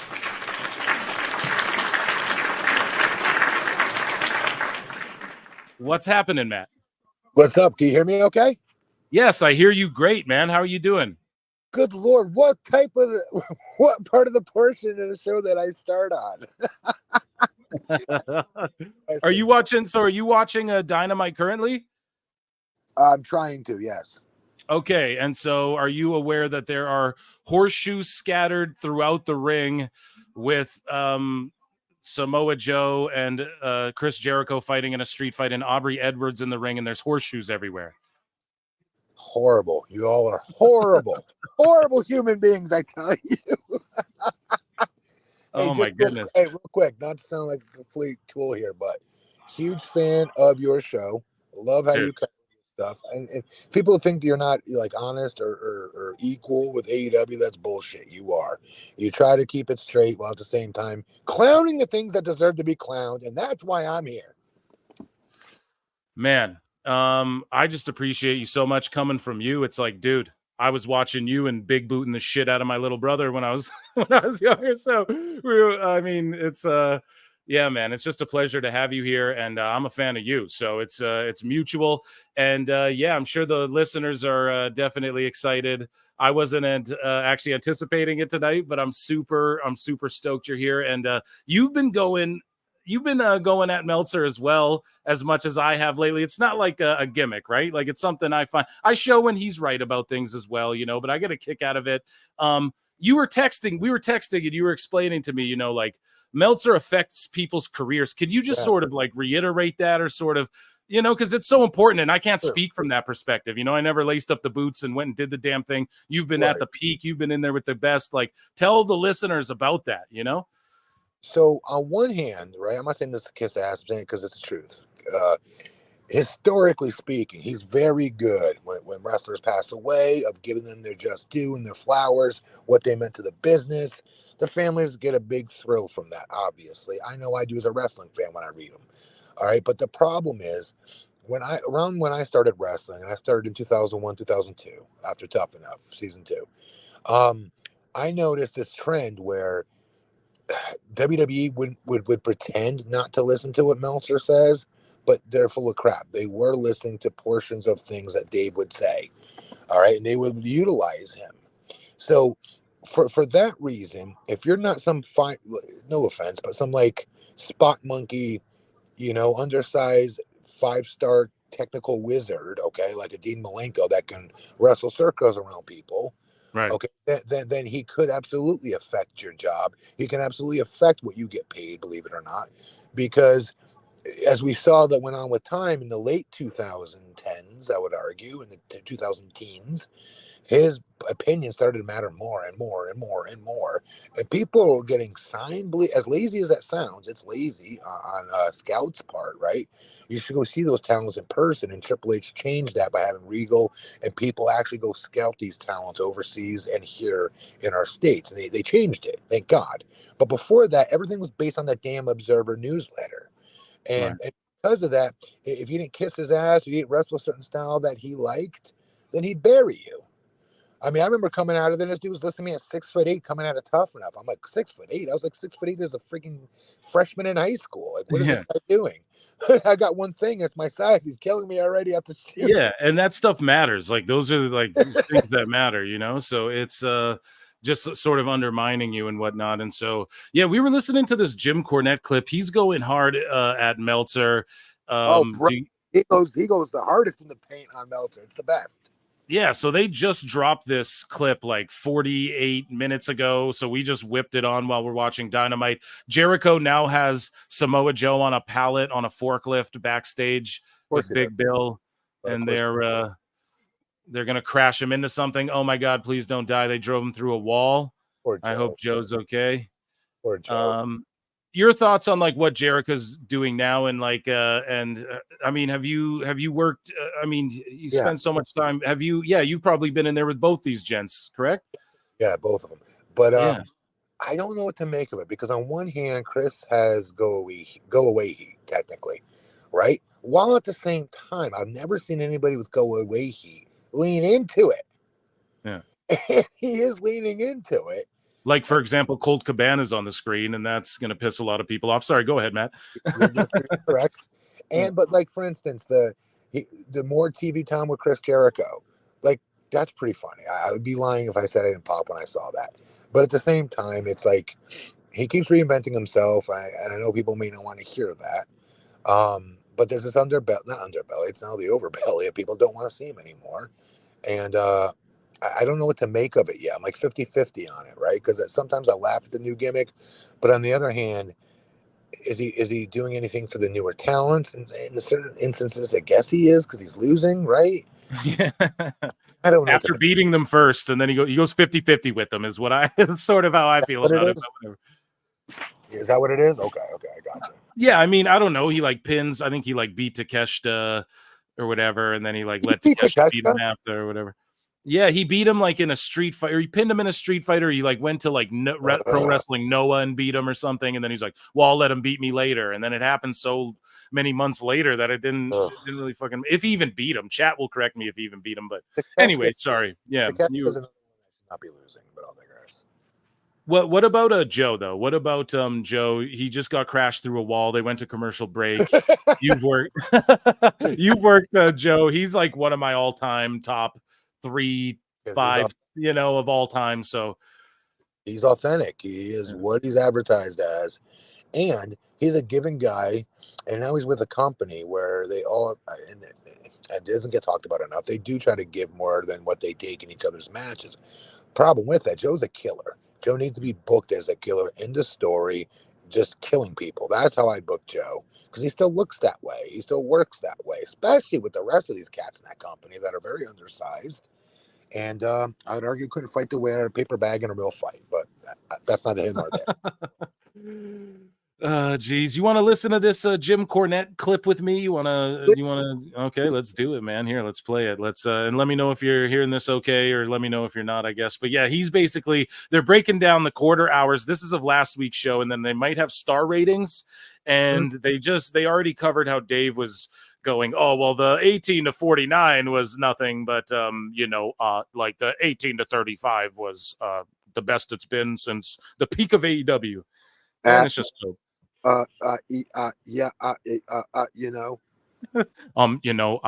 Tony Khan.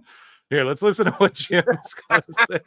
This is awesome. I'm EFAPing a video with Matt Morgan. I never thought that would ever happen. So this is amazing, guys. Let's go. PWT. Let's continue. 8:45 to 8:30 to 8:45. Excuse me. Yes, that's what it would be. That's what it would be. The in-ring with Briscoe, the Elite, and the Acclaimed, plus a Tony Storm and Mariah May interview. 715,000 viewers.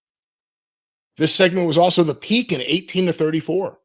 So, Matt, are you into the the Tony, Mariah May, Mina stuff? Like, we put it over all the time on this podcast. I'm sure you listen in and how do you like it? It's grabbing ratings. People want to watch Mina and Tony in that, Okay. Is it being the world's tallest short person, though, is my question. Because the rest of the ratings are in the shitter.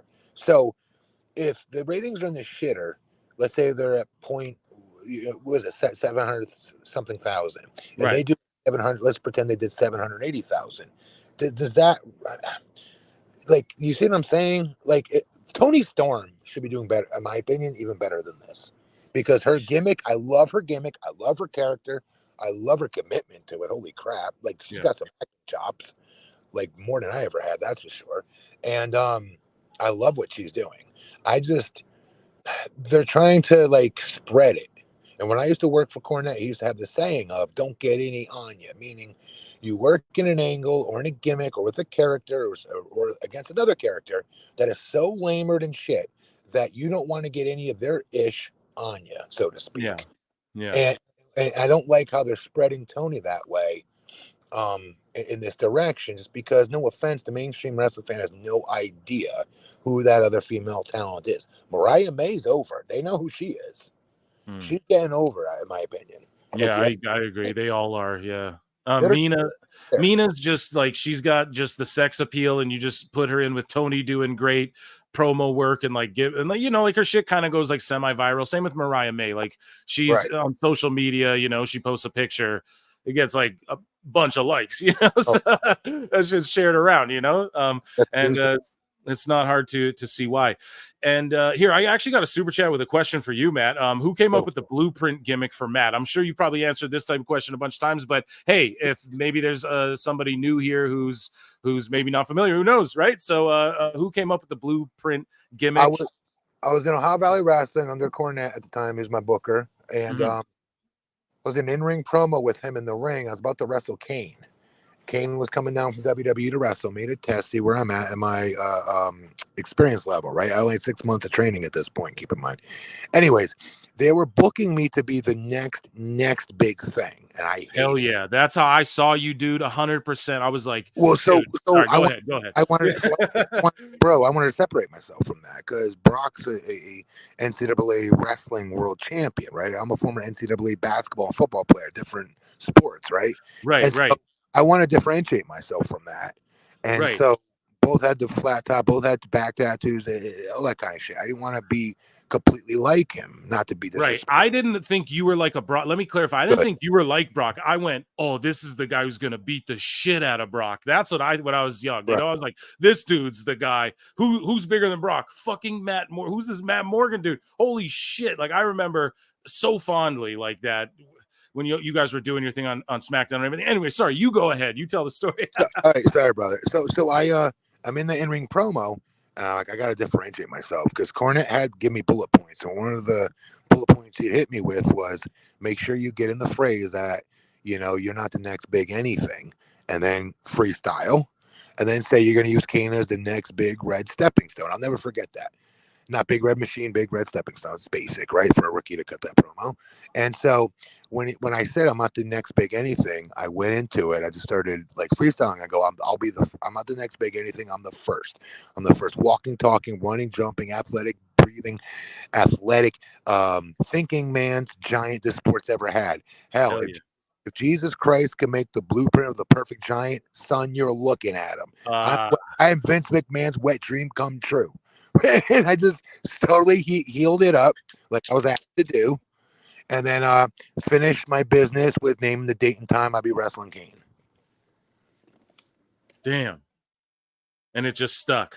And then I went backstage and Kenny Bolin goes, you need to call yourself the Blueprint. That was awesome. Yeah, amazing, dude. That's crazy. You just came out, you just spit it out, and then it works.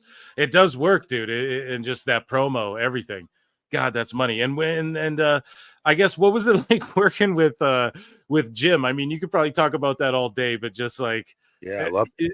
Yeah, you loved it. Good. Yeah, because there's a lot of people. There's some people who I'd say a minority of people. He's too tough. He's a hard ass or whatever. But I don't know, man. He bred, I don't know, guys like you, man. There's just a whole class of people that came from that. I'll tell you this. I get called up to SmackDown. I get put on Team Lesnar, the biggest team in Survivor Series history, which was stupid from day one. Mm-hmm. And Jimmy didn't watch SmackDown or Raw. He just booked OVW, and that's all he was concerned himself with. And when I got pulled up, and I was his number one face at the time, they switched me face before I finished. Anyways, long story short, he goes, why the fuck would they put you up on television and immediately put you in the ring with the one guy in the whole company that's taller than you with Big Show? It makes no sense at all. And he's right. Yeah. And I'll never forget this. In the locker room, guys used to make fun of Jimmy in 2002, 2003 and say, oh, wow, Morgan, you must be excited to be up here now and get rid of that 1970s style wrestling that Cornette had you do. And I'd be like, No, dude, I owe my career to this guy. And I'm sitting there looking at other OVW talents that were called up that were like laughing and cackling. I'm like, you ingrate motherfuckers. That guy built your career, gave you your start. You ingrate motherfuckers, you turncoat. And I got Damn. heat for it, but I didn't care. I whip all their asses in a fight. So we're like, let's go. I was so angry at them though, because I watched Jimmy go to bat for these guys, get them developmental contracts. And quite frankly, they were vanilla could get with some cases. And when like the other stars of WWE would like make fun of that, like Jimmy's mind for wrestling, that it's stuck in the 70s and 80s in the territory days. I remember, like, guys, no matter what you want to say, it's still 101 wrestling, and it would still work to this day. Tell me if I'm wrong. Do you really think I should be in the ring with Big Show right now, or should I be in handicap matches versus two? That's what I'm saying. Yeah, dude. It should have just been build my name, build my resume. Then you bring me in the ring with these other mainstream stars, and then see what I can do. But just to put me in the right from day one, you negate me being 6'11", 7 feet by putting me in the ring with a guy 7'2" on day one. Oh, by the way, my tag partner Nathan Jones at the time, folks might remember, 6'11", same height as me. What the hell?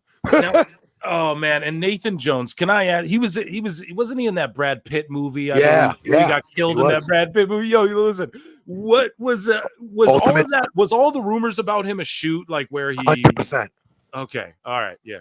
He's one of the only dudes on that roster I never messed with. Thank God I had him in my car with me. Yeah. Because that dude, I used to make the joke, Nathan Jones is killed and will kill again. Yeah, dude, for sure. Okay, that's good. That's good to know. I just love that dude. And he fought in Pride, I believe, as well. He had a Pride match or something, if I'm not mistaken. At least I think he had a fight in Japan. No, if I'm mistaken, I believe. Yeah. So this is a trucking banger for $5, Russ says.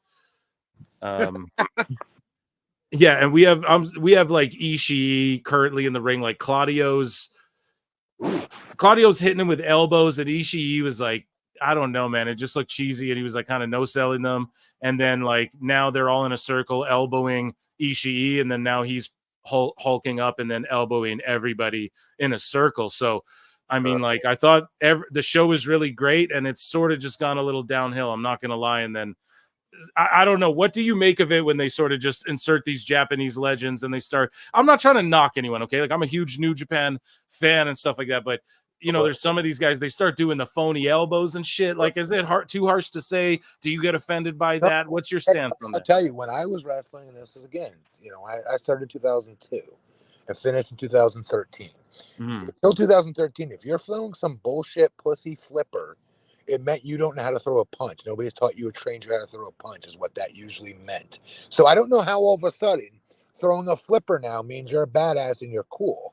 It's the safest thing to take. You can see fans, slow motion a flipper or a forearm.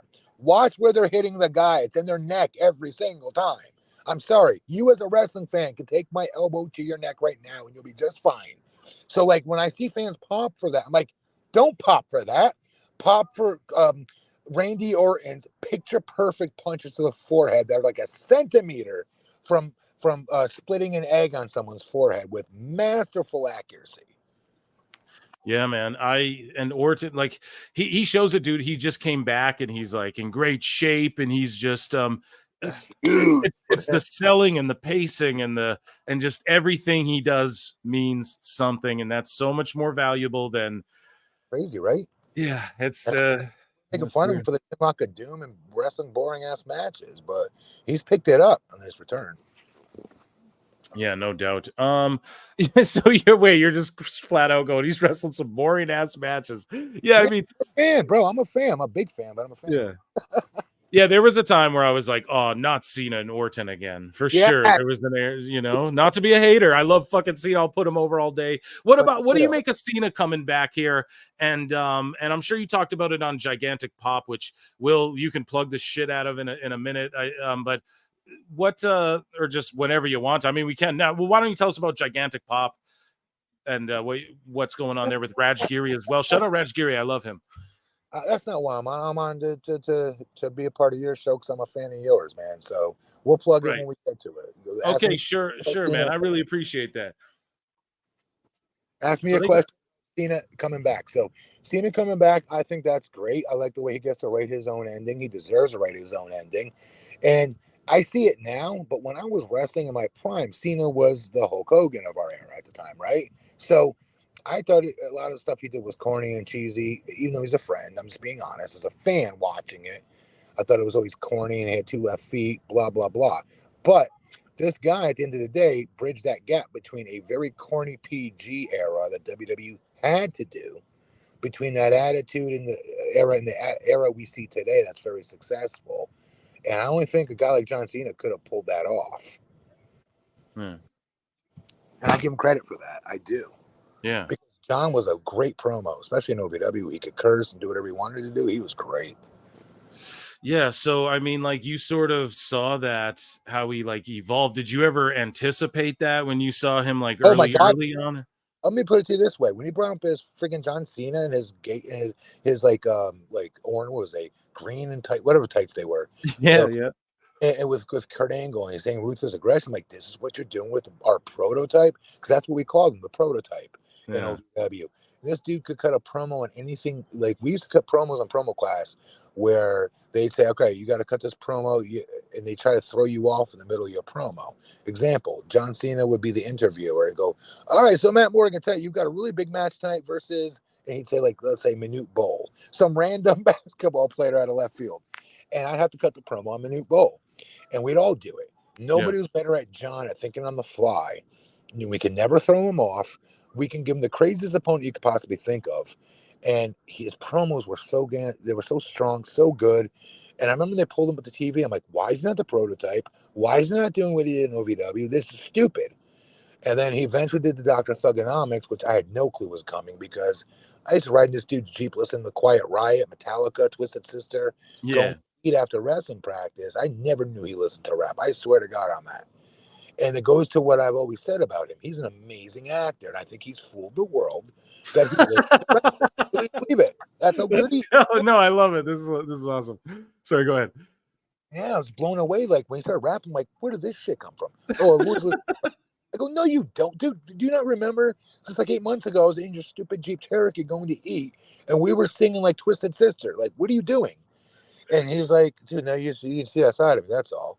And I'm like, that's not true. He's such a good actor that you believe that. That's amazing. I've never heard that perspective on it. That's awesome. Bro, I think you can throw anything at John Cena and he can make it look as legitimate as possible, and it looks natural because he's such a great actor. Yeah. I've always thought that. When I saw Rocket Hollywood, I'm like, this dude, I remember thinking John would be a bigger. I know it sounds crazy now in retrospect. Yeah. And like, I'm not like a hater either, but on the music side of it, so like, the listeners know, like, I have a Grammy award-winning songwriter. I understand that aspect of the biz a little bit. He, like, on the show quite frequently, my friend Marty, he won 2 Grammys last year, whatever. He's a songwriter, right? So I'm in the know on this. Okay. And it's also just public credited. You can look it up, but yeah, like, people were writing Cena's rhymes. Like a guy like named Esoteric or something wrote like Cena's rhymes on some of the so not to be a hater at all or anything, but it's like on, because like all musicians, all the big talents, maybe not Taylor Swift, but every big artist you see, people writing their shit. But yeah, so even like name them, Eminem, there's people writing his shit, everybody. So I don't like knock him for that, but yeah, if you're saying, yo, he just fooled the world with this gimmick, he was able to act because he's a tremendous actor, obviously. You know what I mean? Look at Hollywood. I really do believe that, brother. I swear, because again, we're singing "We're Not Gonna Take It" and "Enter Sandman" and oh my God, Rat, Round and Round. Those are like our favorite music back then. And all of a sudden, he's rapping 6 months later. Yeah, dude. Again, and so he had on backwards. It's a Jeep thing you wouldn't understand on the front of his windshield. That's not a dude that's rapping. Come on. Oh man, that's good shit. That's good shit, pal. Yeah. Okay. Well, how many times let me ask, can I just fucking ask, what's Vince like? Can you just give me something for that? That's because that's the question everyone wants to know. Obviously, you weren't hanging out with him, and I'm not asking about any like controversy or anything like that. I'm just asking, like, backstage, what was he like? Were you intimidated talking to him? Was it like, oh, pal? Yeah. Was it the way, we sort of imitated and other people joke about? Was it like that? How was he? Was he a good dude? It was the way you say it like that, because he's always uncomfortable, he's awkward, and he's a big dude, right? So when guys are bigger than him athletically or like physically, muscle bound wise, it's always what you've heard. He's a mark for everybody that's bigger than him, right? But he's always socially a little bit awkward and always tries to intimidate you at first by dissing you or walking by you in the hall out saying hi, that kind of thing. So from day one, I throw myself right in front of his face, because I met him before I even got on Tough Enough. He's the reason, I hate to even say this because he turned into such a POS, but he's the one responsible for me getting on Tough Enough, believe it or not, because I'm from Fairfield, Connecticut, 2 towns from the old Titan Towers headquarters, Stamford, Connecticut, where WWE headquarters was. And my friend wrote for the Raw magazine, and he'd get me in that gym every Friday night for about a year, before hoping to bump into Vince or somebody that's a decision maker, of saying, Right. hey, look, this guy's never been trained. He wants to be trained. He doesn't know where to go. What do we do with him? He's 7 feet tall. At the time, I was 382 pounds. That was huge. I had a tryout with the Rams. Again, 382 is the biggest I've ever been. I was all fat, to be honest. Okay. But anyways, Nothing wrong with that. I finally bump into him in the gym. He marks out my size. He's like, hey, son, you ever think about wrestling? I'm like, I wanted, like, no shit. I've been stalking you for a year, but yes. and he's like, well, we're doing a reality show called Tough Enough. Here's the contact number. Send an audition tape of why you think they should pick you. And so I sent it in to Kevin Kelly, who's supposed to turn it in time for Tough Enough 1 with Maven and Chris and those guys. And long story short, I don't know what Kevin did wrong, but he turned it in time. 2 months, whenever Tough Enough season 1 was done, I get a call from MTV saying, hey, we just got your audition tape for MTV Tough Enough season 2. We're picking you to be on this show, etc. Come on out to Las Vegas and try out. And my moral of the story is, Vince, I thought, was very, very cool. And once I started working there, everybody has an open door policy with him. The problem was everybody's always intimidated of him to utilize it. And so, like, when I look back and I read autobiographies, I always hear about Shawn Michaels going in there and yelling at him and things like that. I'm like, yeah, he's Shawn Michaels. He's Mr. WrestleMania. He's a main eventer. But at the end of the day, he's 5 foot nothing, 100 and nothing. Vince is a body guy. So every body guy that's ever been in the company, you don't utilize that dude's door and go in his office and talk to him and stay in front of him is a mistake. And so I would utilize that. I'd overutilize that, to the fact when he brought me back and wanted me to stutter and I told him, when he pitched that stupid stuttering character to me, I said, look, if I do that, I'm not going back down to OVW. I'm doing it next week and we're going to run with it. But I'm not going to back down to Louisville again. And then you bring me up 6 months later doing this dumb character. I'll work at it best I can, but we're doing it on the road. And he was like, okay, I like the confidence. And then brought me on the road immediately. And then when I got released, even, his whole thing was, we need to get you off television. People forget about your stuttering character, and we'll bring you back in 6 months when enough time's gone by. And I remember telling him, like, sir, that's not enough time. They're gonna remember I'm the guy that was stuttering. Like, that's gonna be hard to erase. He goes, I tell them what to think. Yeah, I tell them what to think, pal. Yeah. And they're gonna love HLA. It's gonna get over, trust me. Bro, Sorry, go ahead. Bro, he said that. No exaggeration or hyperbole. And I'm like, okay. And so I went to New Japan, and then I got very angry that, like, hold up, why these guys put this character on me to begin with? That made no sense. I have a communications degree, public speaking, like, promos were my strength. I got everything out. Top of the fridge. I'm on an interview. Sorry. Don't be. But so I got very angry about that. After a while, I got very salty. I'm like, I'm going to shove it up his ass. And I'm like, if he's not going to be the blueprint character there, I'll go to TNA and do it there. And that's how I ended up going to TNA. And Cornette was played a huge role in helping me get hired there and then on television. So what was like the well, okay, we'll sidetrack for a second. Mercedes Moné, she was in the ring. She was doing her 2 title celebration. Britt Baker interrupts her. She gets a decent pop in Calgary, I guess. And they sort of did the double turn. It's not a double turn, but I try and put it over that way. But either way, Mercedes is the heel, and I try to make sense of this stuff as best I can. And yeah, go. You're just thoughts on Mercedes and Britt, and yeah. Okay, I do like this. I'm sorry. And at first, I hated Monet coming in because I still do, because let's be clear, guys. Everyone wants to try to rationalize this. Don't rationalize it. It's easy to see. Tony effed up and tried to book her as a babyface, and she does not know how to be a babyface. She's cocky. She's arrogant. She's over the top. She brags about making money. Who's going to cheer that on? Nobody. And then does this lame ass dance with it to boot. So, like, every time she has nothing to say, she does this weird dance. I don't know how to explain it. I just know when Britt Baker came back, I was excited because I'm like, Britt's going to put her in her place. She's going to smoke her on the mic. I cannot wait. I'm here for it. And I'm here for it right now.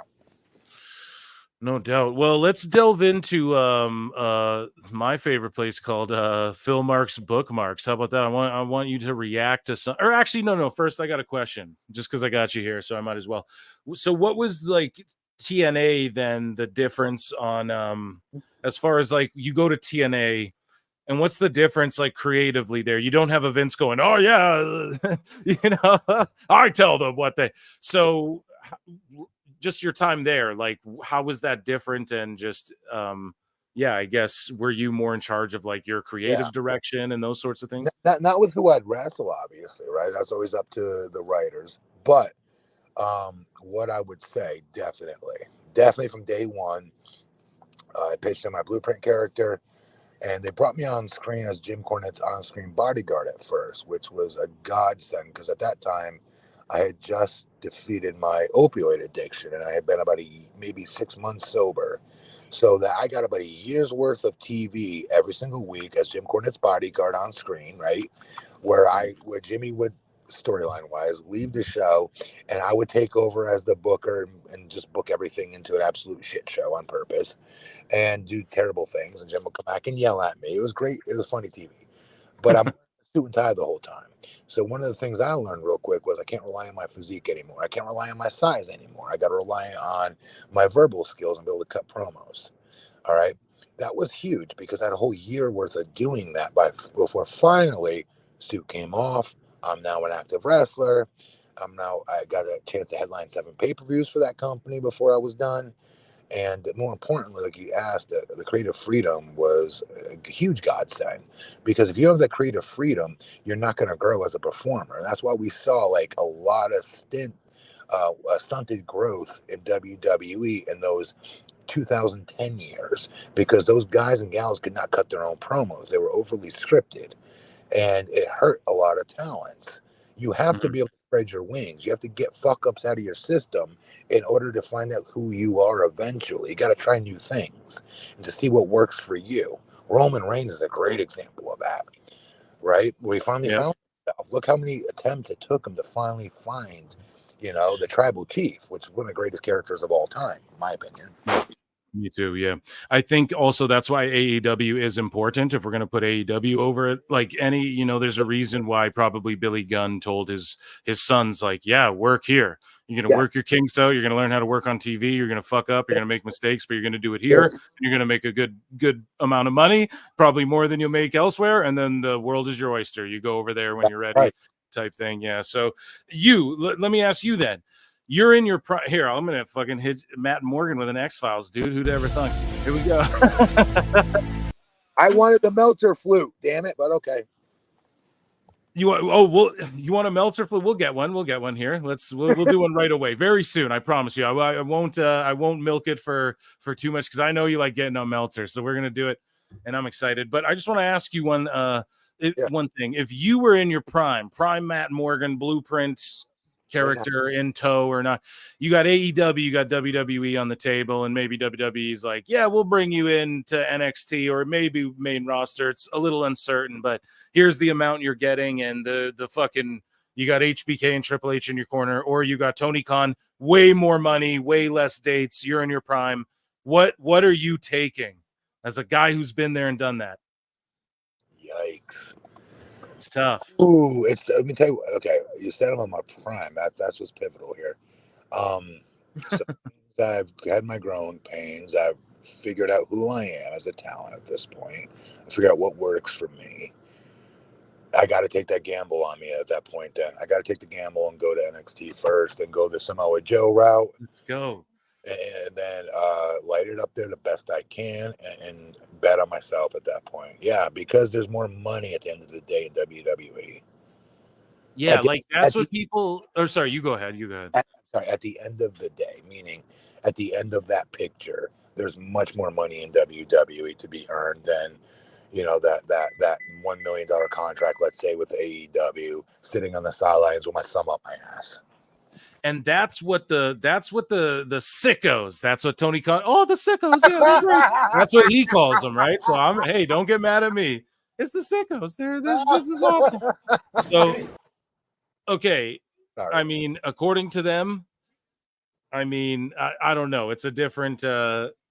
They would be like, "Oh, you're just being wasted in NXT," and blah blah blah blah blah, that sort of thing. And that's what's crazy about the online discourse and all of that. And it's like it needs to be reiterated by someone like you. Like, in the long run of WWE, you're going to make more money, but you're going to have to grind harder up front. But like in the long run, it's going to pay off. Whereas in AEW, yeah, it's going to pay off up front, but then in the long run, what is there? And let's say you get a real injury. A lot of guys where's Jamie Hayter? I don't know if you're familiar, but where the fuck is she? She was awesome.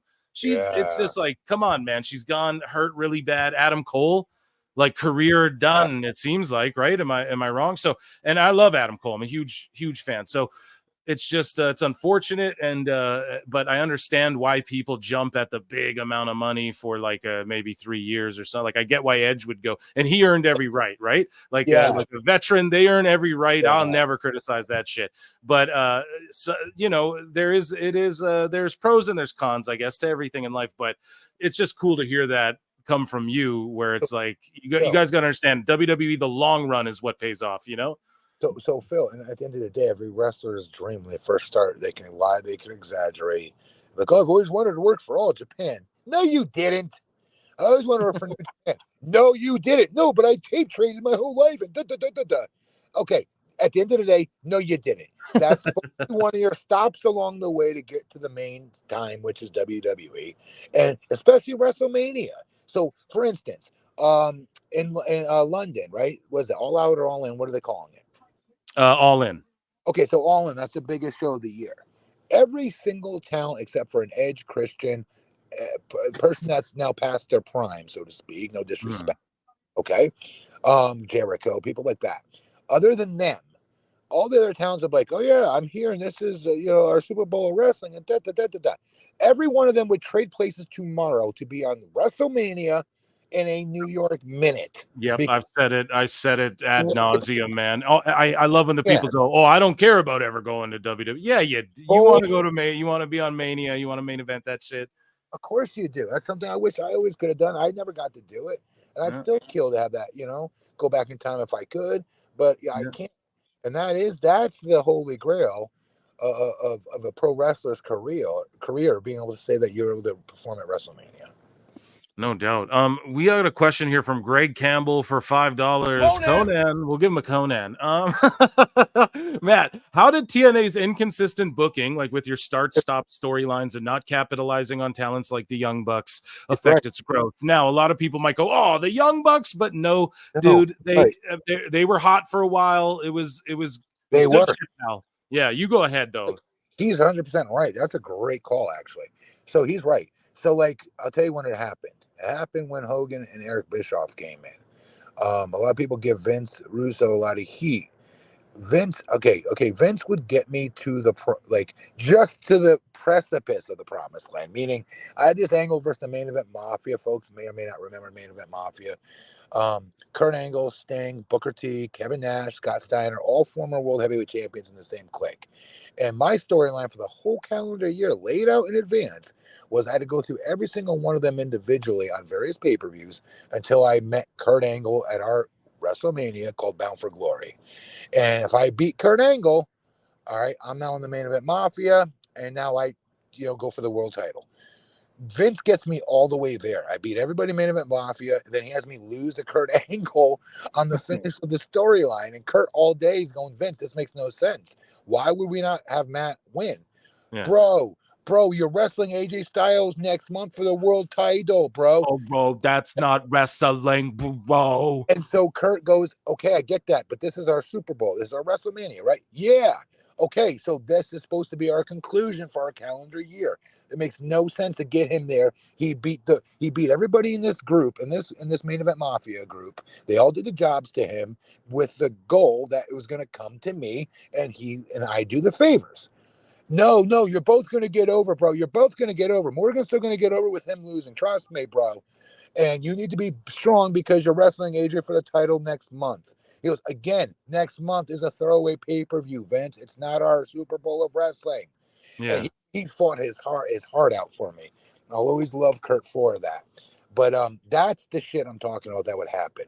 But still, with that said, Hogan and Bischoff then came in after that. And that's what this viewer is talking about, the start and stop shit. They put me in a tag team with Joey Ryan out of left field that made no sense at all.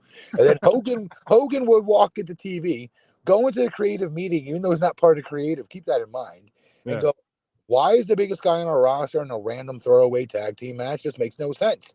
And then I mysteriously be booked to wrestle for the world championship and a build going to the next pay-per-view versus a Jeff Hardy somehow. So that's what he means by the start and stop booking, because once Eric and Hogan came in, we had a lot of marks in that company that would just bend over and just do whatever the hell they told them to do. And sometimes it helped me. I know a lot of people don't like Hulk Hogan, but Hulk Hogan was a big advocate for me. Thank God, somebody there. That's awesome. Yeah, dude. No, the Hulk rules over here, brother. I'll always say it, Like, he was, but the rest of them were all like, starting to transition into that. Oh my God, you see those great spots by Austin Aries and and that's where the business started transitioning. And Austin's a good friend of mine. He's a hard worker, but Austin will be the first one to tell you, like, he would never take me off my feet in a match. He would work his ass off. Yeah. Eventually chop me down and tell the story psychology wise of getting me off my feet. Whereas today, dude, they're taking these Brian Cage guys and Lance Hoyt, guys like that off their feet immediately, and the big guys are not working the way they look. Yes, I will not argue that for 1 second. I think it's almost like a lost art, dude, in this era. Like, what's going on with Satnam Singh? No one's like pulled him aside and got it. They're not hating on him at all, man. It's the environment he's in, but goddamn, he's got to get it together. Respect to that poor guy. I don't think he'll walk and chew gum at the same time. So I think because of that, that's an issue. He's like Khali. He's having to face that same uncoordination issue, right? Yeah. I was a guy with a freaking 42-inch vertical leap that could windmill 360 slam dunk a basketball. I fall off the top rope. I could do a shooting star. I'd never be able to do it. Cornette threatened to fire me the first time he saw me do a shooting star press on a crash pad at an OVW arena in practice. He goes, God damn it! If I ever see you do that again, son, you're gonna be fired. Nobody's paying you to be a 7'1" Rey Mysterio Jr. God damn it! And like, the building slammed the door. And I was terrified. I'm like, oh great. My God. Pissed off this guy I like idolized as a kid. This sucks. Man, I have weird, obscure questions though. Like, can I ask you what feels better to hit, the ropes or the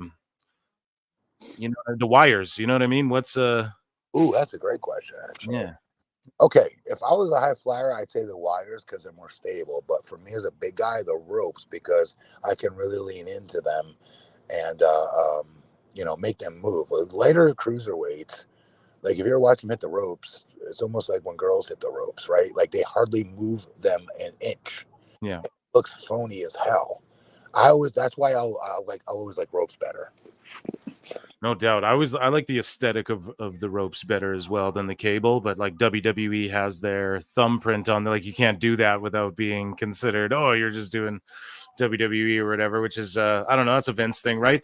But here's an obscure question as well. I don't even know if you can answer it. We're seeing a lot of talent crossing over, like, the Rascals show up on NXT or Hendry works a match on NXT. Yeah. So you don't even have to answer this. So stupid. But like, how do you get paid in that situation? Like, who's giving you a check? Is NXT there's a WWE check coming in the mail for that spot, or is that TNA works that out where it's like, no, you go work this date and that's on your contract? Or could you shed any light on that?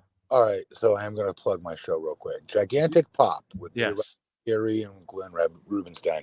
I just interviewed the Juggernaut the other day. Love Jordan. Yeah. Me too, man. She's a stud. And I should have asked her that question. And God dang it, I should have asked her that. And I should have said, like, how do you guys get paid for this? Because you just got the biggest pop of the night out of any NXT star. Yeah. They pay you accordingly, or is it part of your guarantee with TNA? I wonder. Because I'm so curious. I don't know that answer, and I'm gonna bet you. I hate to say it, I'm gonna be willing to bet it's not WWE paying them. They just have a sort of deal with TNA, and TNA pays them out as what their booking fee pays them per appearance. Is what I'm gonna guess. I don't know that. I don't have any facts to back it up. I'm just gonna guess it. And what a steal for NXT to get someone like Joe Hendry on there with the whole out popping frigging of all people, the former NXT champion with Joe Hendry, and he gets a quarter of the paycheck that he was getting that night. Yeah, crazy? Man. Damn. I'm so that stuff piques my interest a lot. And so I was talking with Ant Evans earlier today. I interviewed him for a podcast that's coming out like this weekend. And Ant Evans was he was the PR guy for the UFC. You know, he worked with Brock. He worked with lots of guys. He worked right directly alongside Dana White. He like helped them lay out Fight Pass, and then and the Hall of Fame. He helped design the Hall of Fame, like how they induct full on fights. That was his idea, you know, and he's like, the WWEs should do it or will do it one day, which I think is a good idea. You induct matches, and then that way some people who might not ever, you know, that could either way. He helped innovate that, and then he went to work for TNA alongside Scott D'Amore. Oh, wow. And then when Scott D'Amore left, he had a lot to say today. Let me just put it this way about the new regime at Anthem. But a lot of people are like, okay, when they got rid of Scott D'Amore there from TNA, it sort of killed that flame that they had stoked up so high, you know. And then now it's sort of back with like the Rascals showing up on NXT, Joe Hendry, Jordan Grace, etc. But can we say that's not necessarily Anthem? That's Shawn Michaels, Hunter, WWE, NXT being smart enough to bring some of these stars over to their show, which helps resurrect TNA. Because Scott is the one, after Dixie and the Jeff Jarrett years, is the one that put his blood, sweat, tears in that company, that was on no-name channels and kept that company going. And I was very proud to work for that company. I'm very proud to see what they're doing now. Yeah, man, I love TNA. I've always been a supporter. And my whole thing is like Ant was saying, and he's not being cynical about it. He's just like, listen, I think they're going to get absorbed or something in the next like 18 months. There's no way there'll even be a TNA wrestling in like the next 1 to 2 years is what he's saying. Now, I was like, I sort of pushed back on that. I was like, but they're integrating them and all this stuff. Now you sort of agree with that. So tell me about that. Like, why do you think that's what's going to happen other than just the tape library, obviously? Well, even that, I can see the WWE purists been like, oh, nobody cares about the WWE. Like, Joe's not there anymore. AJ's about to retire soon. And So what good is that TNA library? Well, I don't know. Kurt Angle, Kevin Nash, Sting, Booker T, Scott Steiner, Bobby Lashley. There's millions of people. Yeah. Anyways, more importantly, forget the library. I think if they're smart, WWE would absorb TNA and use it as like step one before NXT as a developmental. Brilliant. I really was talking to Matt Morgan. Yes, I am. If you're just joining, this is the Blueprint himself here on the show. And come mark out with me. Sorry, go ahead, Matt. No, I think it'd be a good move for WWE. And yeah, I'm saying that as a TNA homer. I know that.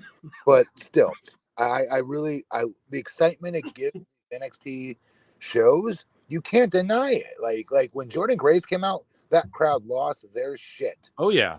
And she looks great. And how about this? I put it over a bunch on the show. I've said it a bunch. I'm sure the listeners are tired of me hearing me say it, but she came out in the Royal Rumble, didn't get one elimination. I watched the shit back, but she had like the standout performance without even getting an elimination. She looked so good.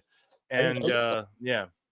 She didn't get one elimination, really? I don't think she did. I watched it back. Like I maybe I gotta fact check me on that. I'm 99.99% sure she didn't get one elimination. And look how good she looked How much in that match. She stood out like beyond some of the WWE talent that they've had. Easily more than that. Yeah. You ain't hype for $5 says the wrestling landscape is changing. It's shifting from the larger than life performers to the average sized performers. Matt, what do you think? Great question. So again, I'm gonna be like, oh, you're an old head, blah blah blah. Listen to me before you call me an old head. Again, I just got done telling you guys I could do a shooting star, so 42-inch vertical leap, bench press 655. I'm telling you guys, like this, I was not allowed to do any of this shit athletically, and I was always yelled at to wrestle the way I look because that's what they're paying me to do because somebody else couldn't be that size, right? So it used to kill me. So when I watch today's wrestling and I see what the big guys are able to do athletically, I'm like, God dang it. I came up in the wrong time. But at the same time, I still subscribe to the theory of when somebody's walking down the aisle to the ring, I need to know, has this guy been in a fight in real life or not? I just have to have that feeling that this person has been at least in a scuffle, a pull apart even, something that lets me know this person's tough. It could be a girl, guy, I don't care. And what's happening is now we have all these prepubescent looking talents. I'm not saying it to be funny, but maybe it has passed me by because guess what? It's the most successful the wrestling business has ever been for WWE. So maybe it did pass me by. Well, I don't know, man. I love how you just like keep it real as fuck, you know? Pardon my French. I just like it. I like that you keep it real, man. Jimmy B for $5 says, Matt, I've struggled with ADHD my whole life. You're my fucking hero, dude. Awesome to hear you on the podcast. Yay. Thanks for saying that, man. Yes, round of applause. Yeah, and you do so much great stuff, man. We gotta like chop it up on like a pre-recorded one too, where we can just like well, when Dynamite's not on and we can talk. Tony Storm's laying here bleeding, literally. Mariah May broke her open and turned on her to end the show. So I mean it's it is what it is. Guys, I need to do a Dave Meltzer dumb moment of the week with Matt Morgan before I get him out of here. I have to do it. So guys, I appreciate so much the super chat and Matt Morgan's my hero too, especially at this moment in time, bro. Plus your theme song fucking rips for $2. There you go. Are you a fan? How much input do you have on like your themes, or were they just all pitched to you and you're like, hell yeah, dude? She just hit Aubrey Edwards. I'm so sorry. Mariah May just hit Aubrey. Instant bonus points with me. Sorry, go ahead. No, put it over. Say what's happening. She bloodied up. The show ends. Mariah May turns on Tony, bloodies her up. She's drinking her blood off her face. And then Aubrey Edwards is like, break it up. And then she just gloms her with the fucking belt. Okay, and she won the Owen Hart. I'm out. Did she really drink the blood? She literally put her lips on it, kissed, was making out with her wound, licking her forehead. Yep. Oh, God. And she's really got color. Like that's a blade. Like Tony did a real, like she's bleeding. Yeah, it's not fucking John Moxley book it. Oh my God. Oh my goodness, man. Okay, so that's the end of Dynamite, guys. I don't know. What do you guys rate it out of 10? Well, it wasn't in Tokyo, so it's Wrestle Dream. I don't know, man. It was in Calgary. I'm Canadian, so I'll give it a 6. I don't know. But yeah, your theme song, man. Like, how much input do you have on that shit? You do. Again, another good part of being TNA. You did have that kind of creative freedom, and I had a band that did the Sleeping Giant song, contacted me and said, hey, it might not mean nothing, but like, we watch you, we like what you do, we wrote this song Sleeping Giant, we thought it'd be perfect for your entrance, would you use it? And I said, I'll pitch it. I can't guarantee anything, obviously. I don't think I got that kind of pull. And I played it for Dixie Carter, and it was Dixie Carter's husband of all people. I was like, oh yeah, we're using this. And that's how it became my theme song. Yeah. Was Dixie sorry, and we're gonna get to Meltzer. I'm so sorry, dude, but I just gotta ask you: was Dixie like the way everyone sort of says? Like I asked you about Vince. Was he the way that? Oh yeah, pal. Was Dixie the way that everybody sort of puts on like? I don't want us to be like Money Mark and be rude about shit. I didn't be disrespectful. I'm just, but like the way that people paint the picture to be, is that quite accurate in your opinion, or? No. Okay. And people are gonna say, well, because you're one of her favorite wrestlers, Matt. Okay, so I want to quell a shitty rumor that a lot of other very, very famous wrestlers have tried to gas up when they get asked this question because they think it's funny. It's going to create headlines. Yeah. We say like, oh, Dixie was sexually attracted to certain wrestlers and da da da da da. Dixie Carter, let me tell you something. I was her favorite, first or second. Me and Hernandez both, I'd argue, were her favorite wrestlers in that company, like personally, and went to bat for us multiple times because we're being underutilized, both of us. And I told her my sobriety story. She's the one who got me out there going to kids' schools and talking about how I overcame my drug addiction when I was with WWE and how I stay clean and using it for good now, talking to kids about staying away from drugs. 2, I also confided in her. She was asking me, when are you and your beautiful wife going to have kids? And I told her the truth. I'm like, me and my wife have been struggling for 12 years to have kids. We went through 8 bouts of IVF. We can't afford anymore. And she goes, hold up. She goes, me and Serge had the same problem. And next week, she flew out this freaking fertility specialist to our TV tapings for my wife and I to go meet with, do a physical with. And I'll be damned if my wife and I didn't become pregnant after 12 years of not being able to have kids. And so for her, she'll always have a special place in my heart. And for everybody else that was like tries to sexualize it because she's a female owner and like, oh, she's a mark for the guys and guys and that's bullshit. Those are lies. Those are exaggerations. Those aren't truths. Now was she somebody who was her family's money that she tried to invest in this business? Yeah. You should thank her for it and say, thanks for giving us a friggin' other place to go. And you, especially some of those veterans that didn't do shit and phoned it in all the time, you're welcome for that free paycheck is what they should say to her. Or thank you to her is what they should say. Yeah. And it's annoying and I don't like it because she doesn't do interviews. She doesn't stick up for herself. She doesn't care nowadays. But I wish she did because she gets a shitty story told about her and I don't like it because none of it's true.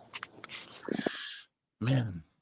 That's good perspective on it. And yeah, that's why I try and not to sound like a Conrad Thompson. Oh, come on now, Eric. That's not very fair. Dude, every time you do that, that's funny, man. I truly enjoy their show and stuff. But you know, but it is like AEW. That's why to bring it like to now having TNA be hot and then AEW thrive. Like that's all good for everyone, you know what I mean? And so it doesn't mean I can't clown the fucking creative though. You know what I mean? So yeah, so I mean, but I mean, I always applaud when the boys go and get the money from Tony Khan, man. They should. I'm happy that it exists. Sorry, go ahead. But Phil, by you doing that, okay, and you're like, oh, I'm just this guy. No, you're not. If I found you and I'm listening to you, I think you're funny. I promise you, people that have some sort of control on these shows have found you and find you funny. I guarantee it. Yeah. So the point is people like you that hold these companies' feet to the fire for the betterment of our business. So you're making better opportunities. I'm saying it's to kiss your ass. I'm saying it because it's the truth. To make better opportunities for our guys and gals to make sure that AEW stays around. Yes. Doing dumbass shit. So it's going to be faded and gone in the next 5 years. Yeah. Okay. So do what you do and say the truth like you always do it, man. Yeah, well, I really appreciate that, dude. Yeah, and that's all I'm trying to do. And like I'll say too, just to what you're saying. Now, maybe this is here. I'll hit an X-Files on myself. Maybe this is conspiratorial, but like I know like there's people who like maybe I do shows with or something. Like Tony Khan's blocked all these people, never blocked me. There's no way he doesn't know. Like people tag me in his shit all this. There's someone that's had to have come. Dave blocked me, you know, he doesn't like my coverage of him and stuff like that. So I'm not saying like, oh, people are listening, but it's like I'm in good faith. I swear, you know, I swear to you guys. You are. I watch your shows. I know you are. Yeah. So, but speaking of Dave and all of these guys, it's time for everybody's favorite segment. It's time for Mrs. Cornette's favorite segment. Actually, it's time for Matt Morgan's favorite segment. It's time for everybody's favorite segment in the chat. It's my favorite segment personally. And it is called Dave Meltzer's Dumb Moment of the Week. Yeah. Yeah. Feels good. Every time. So Meltzer said what? He's been sending me stuff, man, and I got to bookmark it all here. I think we have a duplicate here, but Dave convincing himself in real time live on air about how much of a star and draw Mystico is in the US has been hilarious. And it's like, it's like he's like a modern whatever, really like a top guy. So I don't know. Here's a clip of Dave just actually stumbling about Mystico. Now, I am a fan of Mystico, but the thing is this is just objectively false. And I mean, he's doing this. Obviously, this was July 1st, so we're a bit behind. I was on vacation, but hey, he's doing this to get over the whole like the luchadors coming over, the CMLLs and that coming over, and because also Wrestle Dream apparently this pay-per-view, that's the big it's like all these different promotions. They're promoting it like AEW, ROH, CMLL, Stardom, New Japan, all crossover in one Wrestle Dream sort of thing. So Dave's going to be on this initiative to just be like, no, Mystico's the biggest. He spiked in the key demo or whatever the fuck he's going to say. Here we go. Let me play this. It's a minute long. Actually, I thought the match was excellent. And, the crowd was... Phoenix looked really good, and crowd was. I think that whatever it is, it feels like Mystico is. He's got a lot of buzz on him right now. I guess because of the last couple of weeks and everything. But he's like a real worldwide superstar now. Just in the worldwide. Oh my God! Make it stop, please. Make it stop. Oh man! Come on, Dave.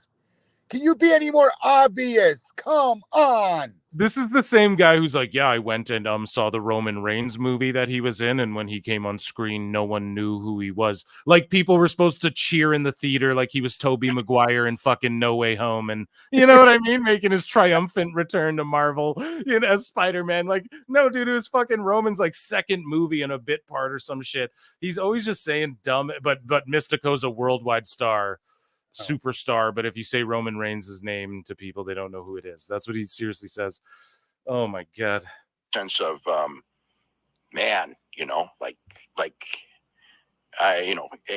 could, I don't know that he necessarily drew for this show, but he seemed pretty over. I don't know. He's a worldwide superstar. I don't know that he necessarily drew for this show, but he seemed over to me.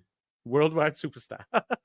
Okay, so what I like really quick before you continue is that everybody now calls it out. I wish this happened when I was still like starting out in the business, because like I said in the beginning of this tonight, Dave has absolutely been responsible for a litany of different guys' contract offers, whether they get shit canned or not.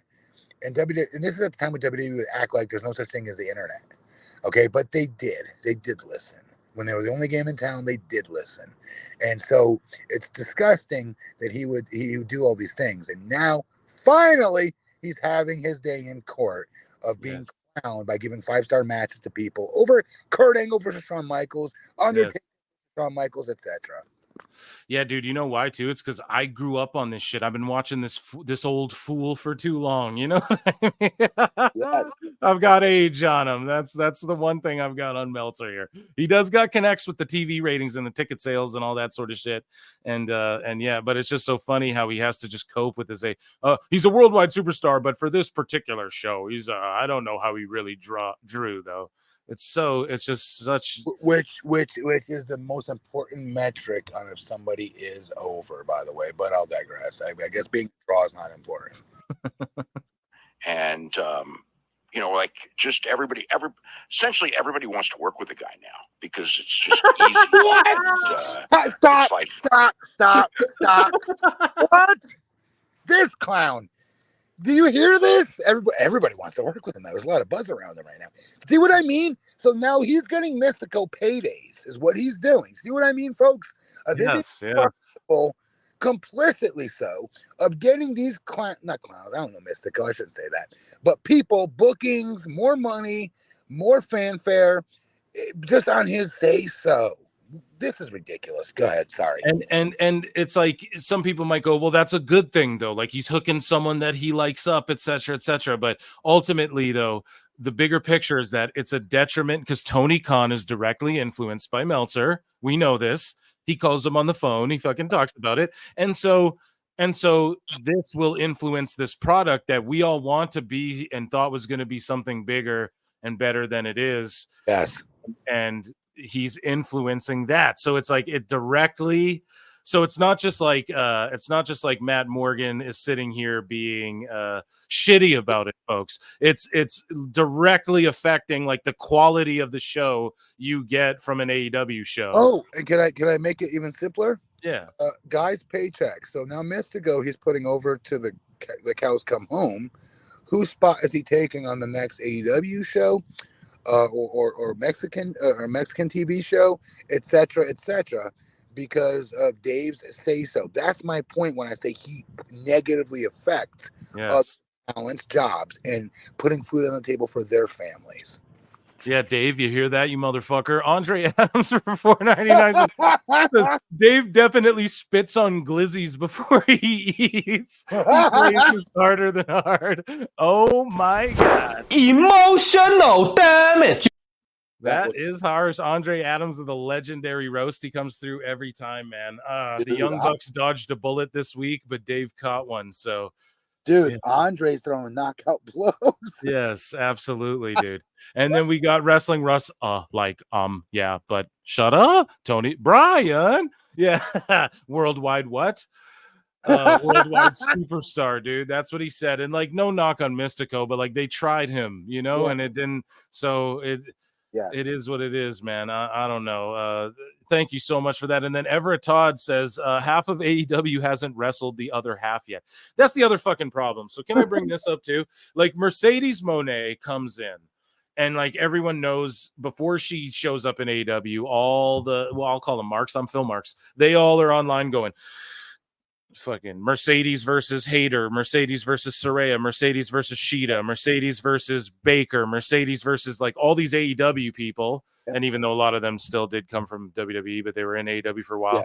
And then she comes in and she's fucking wins 2 titles and then wrestles Vaquer and has like a rematch from her New Japan storyline or whatever. And that's the biggest problem too, is that even though you can go, oh, it's dream matches in AEW, at the same time, a lot of these guys haven't really like wrestled or done programs that we've wanted to see wrestle properly and have fucking proper programs with either. And it's just like, it's so underwhelming all the time. I feel like, yeah, we got moments like Omega Danielson, but it would have been so much sweeter if they just like spent all that more time building towards it. It would have meant more and everything. And that's the half of AEW, like you have trios who are just being thrown together instead of like establishing a trios division. And it feels like people like don't even wrestle who should be wrestling. And I think that's some of the creative freedom, but I think it's more than that in AEW. It's not creative freedom. It's like people will just turn shit down. That's how I feel in AEW. Whereas maybe in TNA, people were working towards the greater good. Maybe in AEW, people were at the beginning, but now it's a little, people see the writing on the wall for what it is. I don't know. I'm not trying to speculate, but there's a lot of matches being left on the table and stories to be told that aren't being told. Phil, I'll speculate.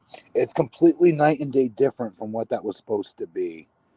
AEW is TNA with, Matthew Peterson with $1.99 said AEW is TNA with a better TV deal. Okay, yes, but here's the difference. AEW, when it first started, and what Phil was just saying and counting on right now, was that when AEW first started, we all were banned behind it. Like, oh, yes, this is anti-WWE, this is anti-Vince, fuck you, Vince, you're behind the times, this is where wrestling's going, this is great, I love it, we all loved it. And then they took advantage of our good faith in trusting them, and now it's not like that. The talents are not banding together for thinking they're doing something revolutionary. It's not what they're doing. Now they're banding together to see who can get the biggest paycheck, who can rip Tony off the most. God bless them for doing it.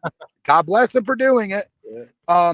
But at the same time, whereas TNA are making 1/100th of those kind of paychecks, and they're doing it and trying to lift that company up the best they can on a no-name network and doing the best they could. I will argue, I'm not saying as a homer, but if you watch TNA, their storylines are better, put out, written out in advance than the AEW storylines are. AEW books for 5-star matches, and that's all they book their shows for. Random guy versus one of their main guys. Some rando from some foreign country nobody gives a flying fuck about versus our hometown AEW person. As we saw with Forbidden Door in that Moxley match that nobody gave a shit about. And by the way, there was a New Japan heavyweight title switch in that match. Guess what? Nobody still gave a shit. I know, it's so sad, and I love Naito too. We got a Right? $10 super chat, Derek Hance. There's much more to Dave and AEW than him just being a cuck. Wow, tough talk. Dave is invested on a higher level with Tony. That or they're scissoring big closed doors. It's one of the two. My word. Go, Derek. Go, Derek. Damn, I don't know. You what? I don't know if but yeah, man, Tony Khan, he loves his guys, and maybe they are scissoring. I don't know. Is Meltzer a cuck? I heard some story about like some shoved banana in a face or something like that, and I didn't know what that was referring to, even though I followed Meltzer for so long. And I gotta look into that. So I don't know if there's any cuckery afoot. But thank you, Derek Hans, for the super chat. I appreciate that. And I don't know, man. I think Tony's got like a really beautiful girlfriend as well. But I will say this, because the second point is probably accurate. Dave is invested on a higher level with Tony. Yeah. I agree with that. I think most people are. And he does himself no services by passing all these matches with 4 3/4 stars. Where, again, I will argue Kurt Angle had to fight Claw and Scratch. I don't even think to get 4 3/4. I think 4.5 was the best. Kurt Angle, who can wrestle circles around all of these cats. Yeah. Come on. It's insane, man. It's absolutely insane. Thanks for the super chat. Okay, so Dave finishes up on Mystico here, and then Meltzer said what? He's pieced some more little pieces of this puzzle together that are for surely going to make us pop here. It's like he's like a modern whatever, like a really, like a legit top guy.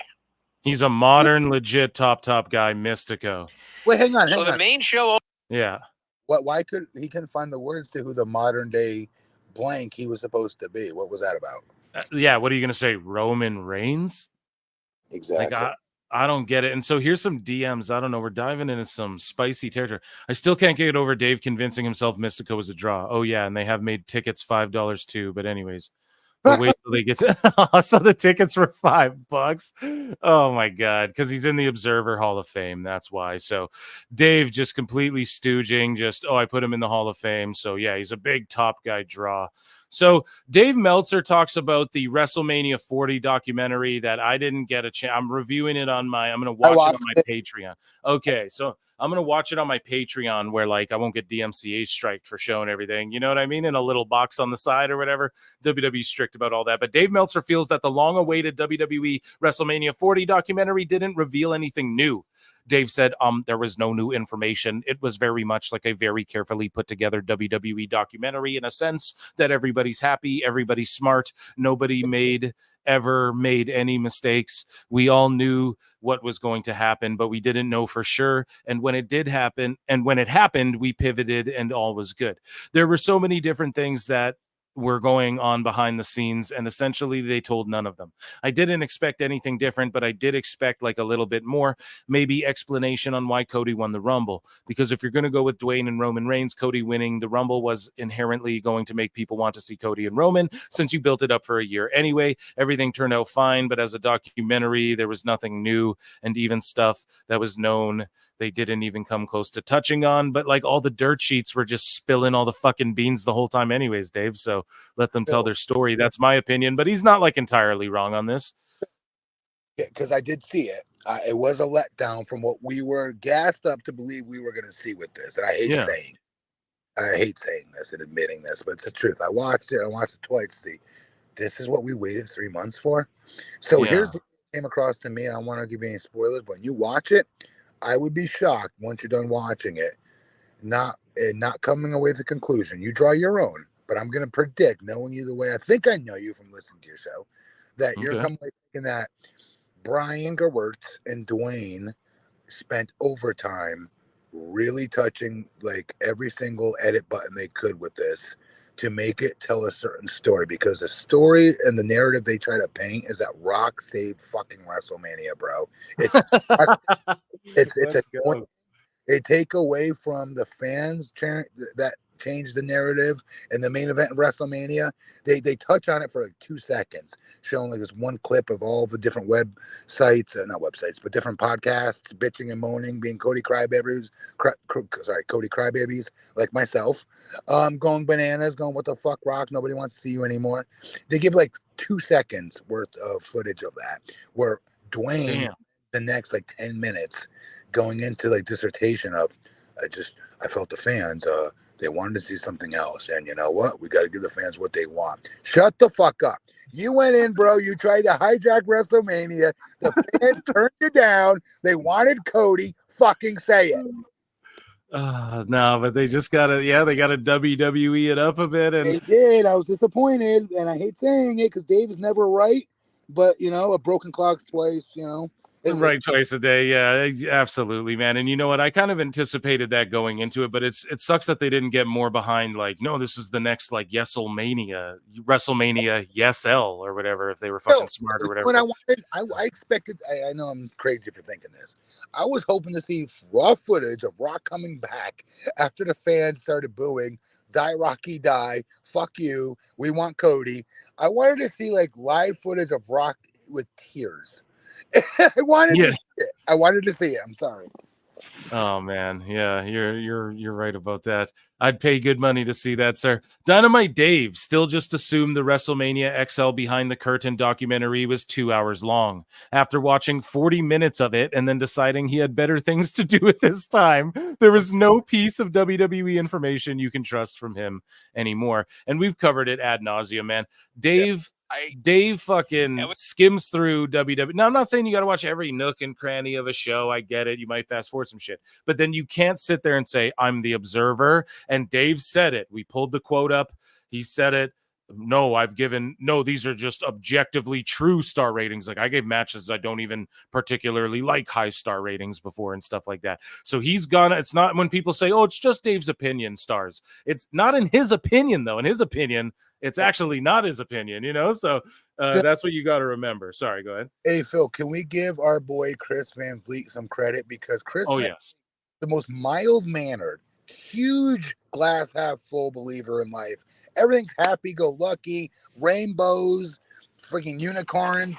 I want to live in Chris Van Vliet's world. Everything's positive in his world, right? And the fact that he's the one that called Dave Meltzer out on his shit for his dumb 5-star ratings and exposed everything with Dave just humming with his hands was the greatest thing maybe ever. And it really showed a lot of light onto his excuses of how he declares something a 5-star, 6-star, 7-star match. And now everybody clowns it. Thank God that people nowadays realize it's just one guy's opinion of a match. It's not set in stone. And it's not responsible for people's paychecks, because that's what I used to get so fired up about the most back in the day when I was an active wrestler. And I know what you're going to say. Well, Matt, you weren't Dave's cup of tea. I shouldn't have to be his fucking cup of tea. Yeah, and especially if he's objective, especially if he's the objective observer and even stuff I don't like I put over. Exactly. You should not have to be. It should just be what objectively is true, So yes, sir. Yeah. Exactly. But so here's Dave I don't know, just he fast forwards through the shows and then he fucking rates the matches and he doesn't even actually watch it. He didn't even watch the full documentary. Here's his take. And we got a lot to get into here today on this American Independence Day. I just got finished watching that WrestleMania. You told me it was 2 hours. How long was it? It was an hour. Okay. And then below Meltzer said here's Dynamite Dave claiming WWE's WrestleMania Behind the Curtain doc that aired Wednesday at 7 on YouTube was getting the jump on Dynamite and confidently claimed the doc was 2 hours long to go head to head with AEW. So instead of like a retraction or anything, this is all they do. These two fucking goobers right here. WrestleMania. You told me it was 2 hours. How long was it? It was an hour. Okay. You didn't even watch it. What are you fucking talking about, Dave? Didn't even watch the shit. He's I watched 40 minutes of the 2 hours and it actually was only an hour, but it was Fucking No, idiot. Anybody that watches that podcast, I go off on Alvarez all the time. Dave, Yes. Dave even more. But I got to give Alvarez his flowers. He lately has been attempting at least to ask logical questions, and Dave just doesn't even realize he's getting clowned by some of Brian's questions. It's hilarious. Imagine if somebody really pressed Dave like you or I. Or like Giga Chad Van Vliet, by the way. Yeah, I call him Giga Chad. Anytime I put fucking Van Vliet in a thumbnail, I put the Giga Chad next to it because that guy's just amazing. But yeah, here's Dave just bumble fucking his way through some shit he didn't watch. But he's I actually I watched probably about 40 minutes of it. And I just thought that the time could be spent better doing something else. I was expecting it to be much better than it was. I mean, it was a well put together documentary, but I mean, if you are a subscriber to this website, which you better be if you're listening to this, I don't think there was any new information whatsoever in there. It's not even new information. Yeah, that's. I mean, I didn't think that was good. I didn't think there would be, to be honest, personally, like before it came out. But I did expect to see maybe like, Rock go behind the curtain and like, well, that didn't, that shit didn't go the way we thought. So I don't know. And then there's all these speculations about Cody shoot pointed at Roman, but he's supposed to point at the Rockers. I don't fucking know, or Seth or something. But then he actually went into business for himself and pointed at. And I'm just like, I feel it's just all hearsay in WWE's narrative. Time out. Is that a rumor? There's like, I've seen that online where people are saying, Cody actually went into business for himself and he pointed at Roman when and that's why Roman looked actually confused when he was. That's true. Good on you, Cody Rhodes. Yeah, for real. Wow. And he's a guy who'll take control of his own destiny, man. We fucking know that. You know what I mean? He'll pull his bootstraps up and go, nah, this ain't working for me, brother. Not that way, but not in that way at all. But he'll pull his bootstraps up and get to work and go, you know what I mean? I'm gonna leave WWE and I got this list, and then he accomplished the list and he starts AEW and go, nah, this ain't what I thought it was gonna be. He goes back. He'll bet on himself. So if he went into business for himself there, good on him for that. But I just think that's rumors personally. If I had to bet on it, I wish that was the truth. I wish it would. Yeah. But they continue along with this. It was like... No, that's my point. There was no new information whatsoever. There was no new information, but there was even it was very much like a very carefully put together WWE documentary in the sense. Yeah, well, we read the quote, Dave. We know what he's saying. So, we read it before here. I don't want to hear him babbling. So here's, so this is what he claimed before saying, like, confidently it's 2 hours or whatever. So here's just proof. We're just fact checking. Got a preview for Behind the Curtain, which comes out on Wednesday. Isn't that interesting? And that was what I was thinking of head-to-head. Was the Behind the Curtain. Oh, yeah. Head-to-head on YouTube, Dave? They're on fucking TV. This such a freaking mark. God, dude, it's YouTube. They put it on. They got the jump by putting it on an hour earlier. That time is. But how long is the thing? 2 hours. Oh, is it 2 hours? Okay. Yeah, I think so. I think it's 2 hours. I'm not sure. I'm not positive. But okay. Well, I guess he did say I'm not positive. He's like, I think it's 2 no. hours. No. Don't let him get out of it. Okay. Okay. That's what he says to everything. Mystico, we just heard 2 seconds ago, was a main event star, bona fide draw. Wait a minute, he hasn't actually drawn anything. I'm not sure he's a full star yet. But people are buzzing about him. Like, no, he negates everything opinion he gives just to cover his own ass. Yeah. Dave right now, Biden. Yes, but at least he has the wherewithal to talk out of both sides of his mouth. Yeah. He does. He covers his ass. It's true, man. Jump Wednesday night. You think that was a coincidence? Yeah, unlikely. Yeah. Seth came out for. You think it's a coincidence? Well, it's like the only day they don't air WWE shit, dude. Were they supposed to do it on Thursday? Like, I don't really get it. And then they ended the documentary 1 hour before, right as Dynamite started, the documentary ended, actually. So everything he was worried about, and it's always conspiracy theories with Dave and them. Okay, the last one I got for you, Matt Morgan, right here, and you could probably talk about this a bit because it's a creative decision here. Dave Meltzer has called WWE's decision to change Olympic gold medalist Tamyra Mensah-Stock's name to Tyra May Steele completely ridiculous, but does understand why the company did it. I don't think they should have changed her name. I agree it's completely ridiculous, but I do know where they're coming from.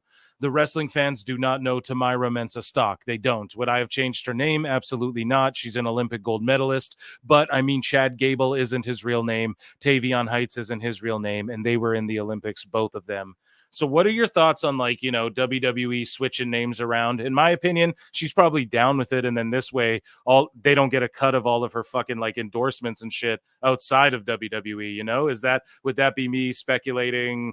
Is that too weird, or is that too outside the box? That's my opinion on it. What do you think?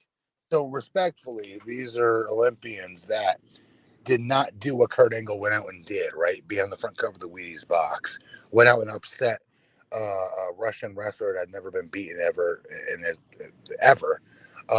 and captured America's hearts. With a broken freaking neck. The broken freaking neck. I'm not saying that because I'm a Kurt guy either, but we all saw when it happened. It's different. It's just different. Not all Olympians are created equal, depending on what sport they're participating in, right? So, like, these are not household names. It's exaggerative to say they are. Neither of those three talents they just said, including Chad, were household names. So if you're WWE, rightfully so, I want to own the rights to these names because I'm putting all the money into them right now. And if they go somewhere else, they can't use that name. Like, if I'm running a business, that's how I'd run a business. That's the difference between All Friends Wrestling and running a business. Oh my gosh. How did your name work with WWE then? Like, what was it, like a headache? What, did they make it a problem for you? Did you have to fight to keep it? Did they try to change it? Nope.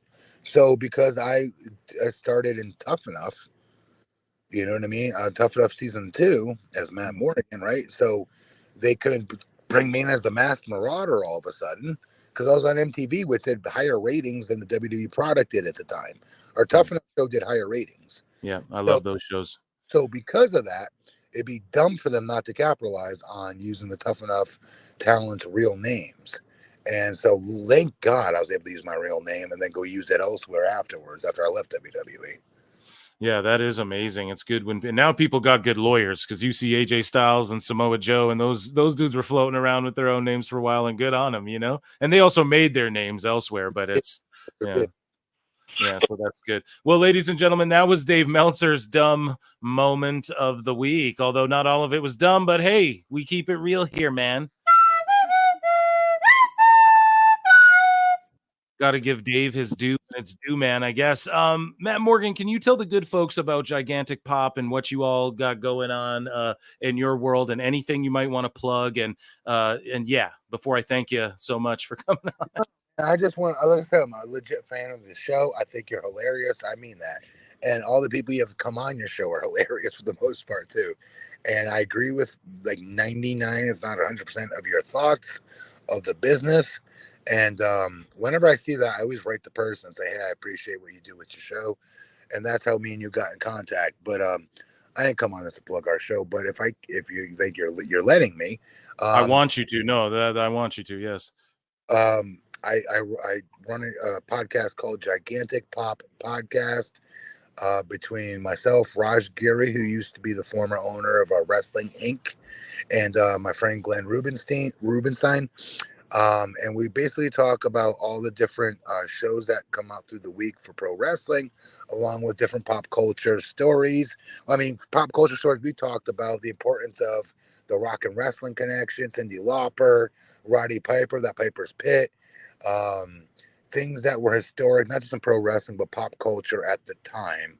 And we cover different movies that are like Rambo, Rocky, but we mainly cover pro wrestling as our main gist of what we do, especially nowadays, because I love talking about pop culture issues, but at the same time, I love talking about wrestling, especially nowadays, because of how hot it is right now and how exciting it is to be a fan right now. Because it is. It's very exciting to be a fan right now. It is, man. It's the best ever. Meltzer is 20 years past the key demo. Yeah, man, it's a glorious time. Thank you so much for that. I appreciate it so much. And yeah, dude, it's just a glorious time. Wrestling's white hot. And Matt, I got to get you to come on the pod, like just the pre-recorded one sometime. If I could steal your time, just appreciate you even coming and hanging out with me. And yeah, shout out Raj and everything you guys are doing over there. I love Raj on Twitter. He's a great follow, and I've covered things he's done as well on this show, or like, you know, funny tweets that trigger people. I love when people get triggered, if you don't know. And yeah, I just where can people follow you too? At BP? Yeah, Matt Morgan at BP Matt Morgan on Twitter. BP Matt Morgan, yeah. On Twitter and Instagram and on Facebook, just Matt Morgan. Yeah, keep doing what you're doing, man, because you work in the community. Thank you, man. I appreciate that so much. So, ladies and gentlemen, that was PWT Podcast. Thank you so much. We're almost at 4K subs on the Clips channel. So if you're not subscribed to that, that's at Pro Wrestle Clips on YouTube. At Pro Wrestle Times is the other channel. We blew past 1,000 subscribers. And thank you all so much for that. A round of applause for you all. A round of applause for Matt Morgan. And Matt, I will leave you with this, good sir. And I'll shoot you a text later, but I'm going to leave you with something. Round of applause.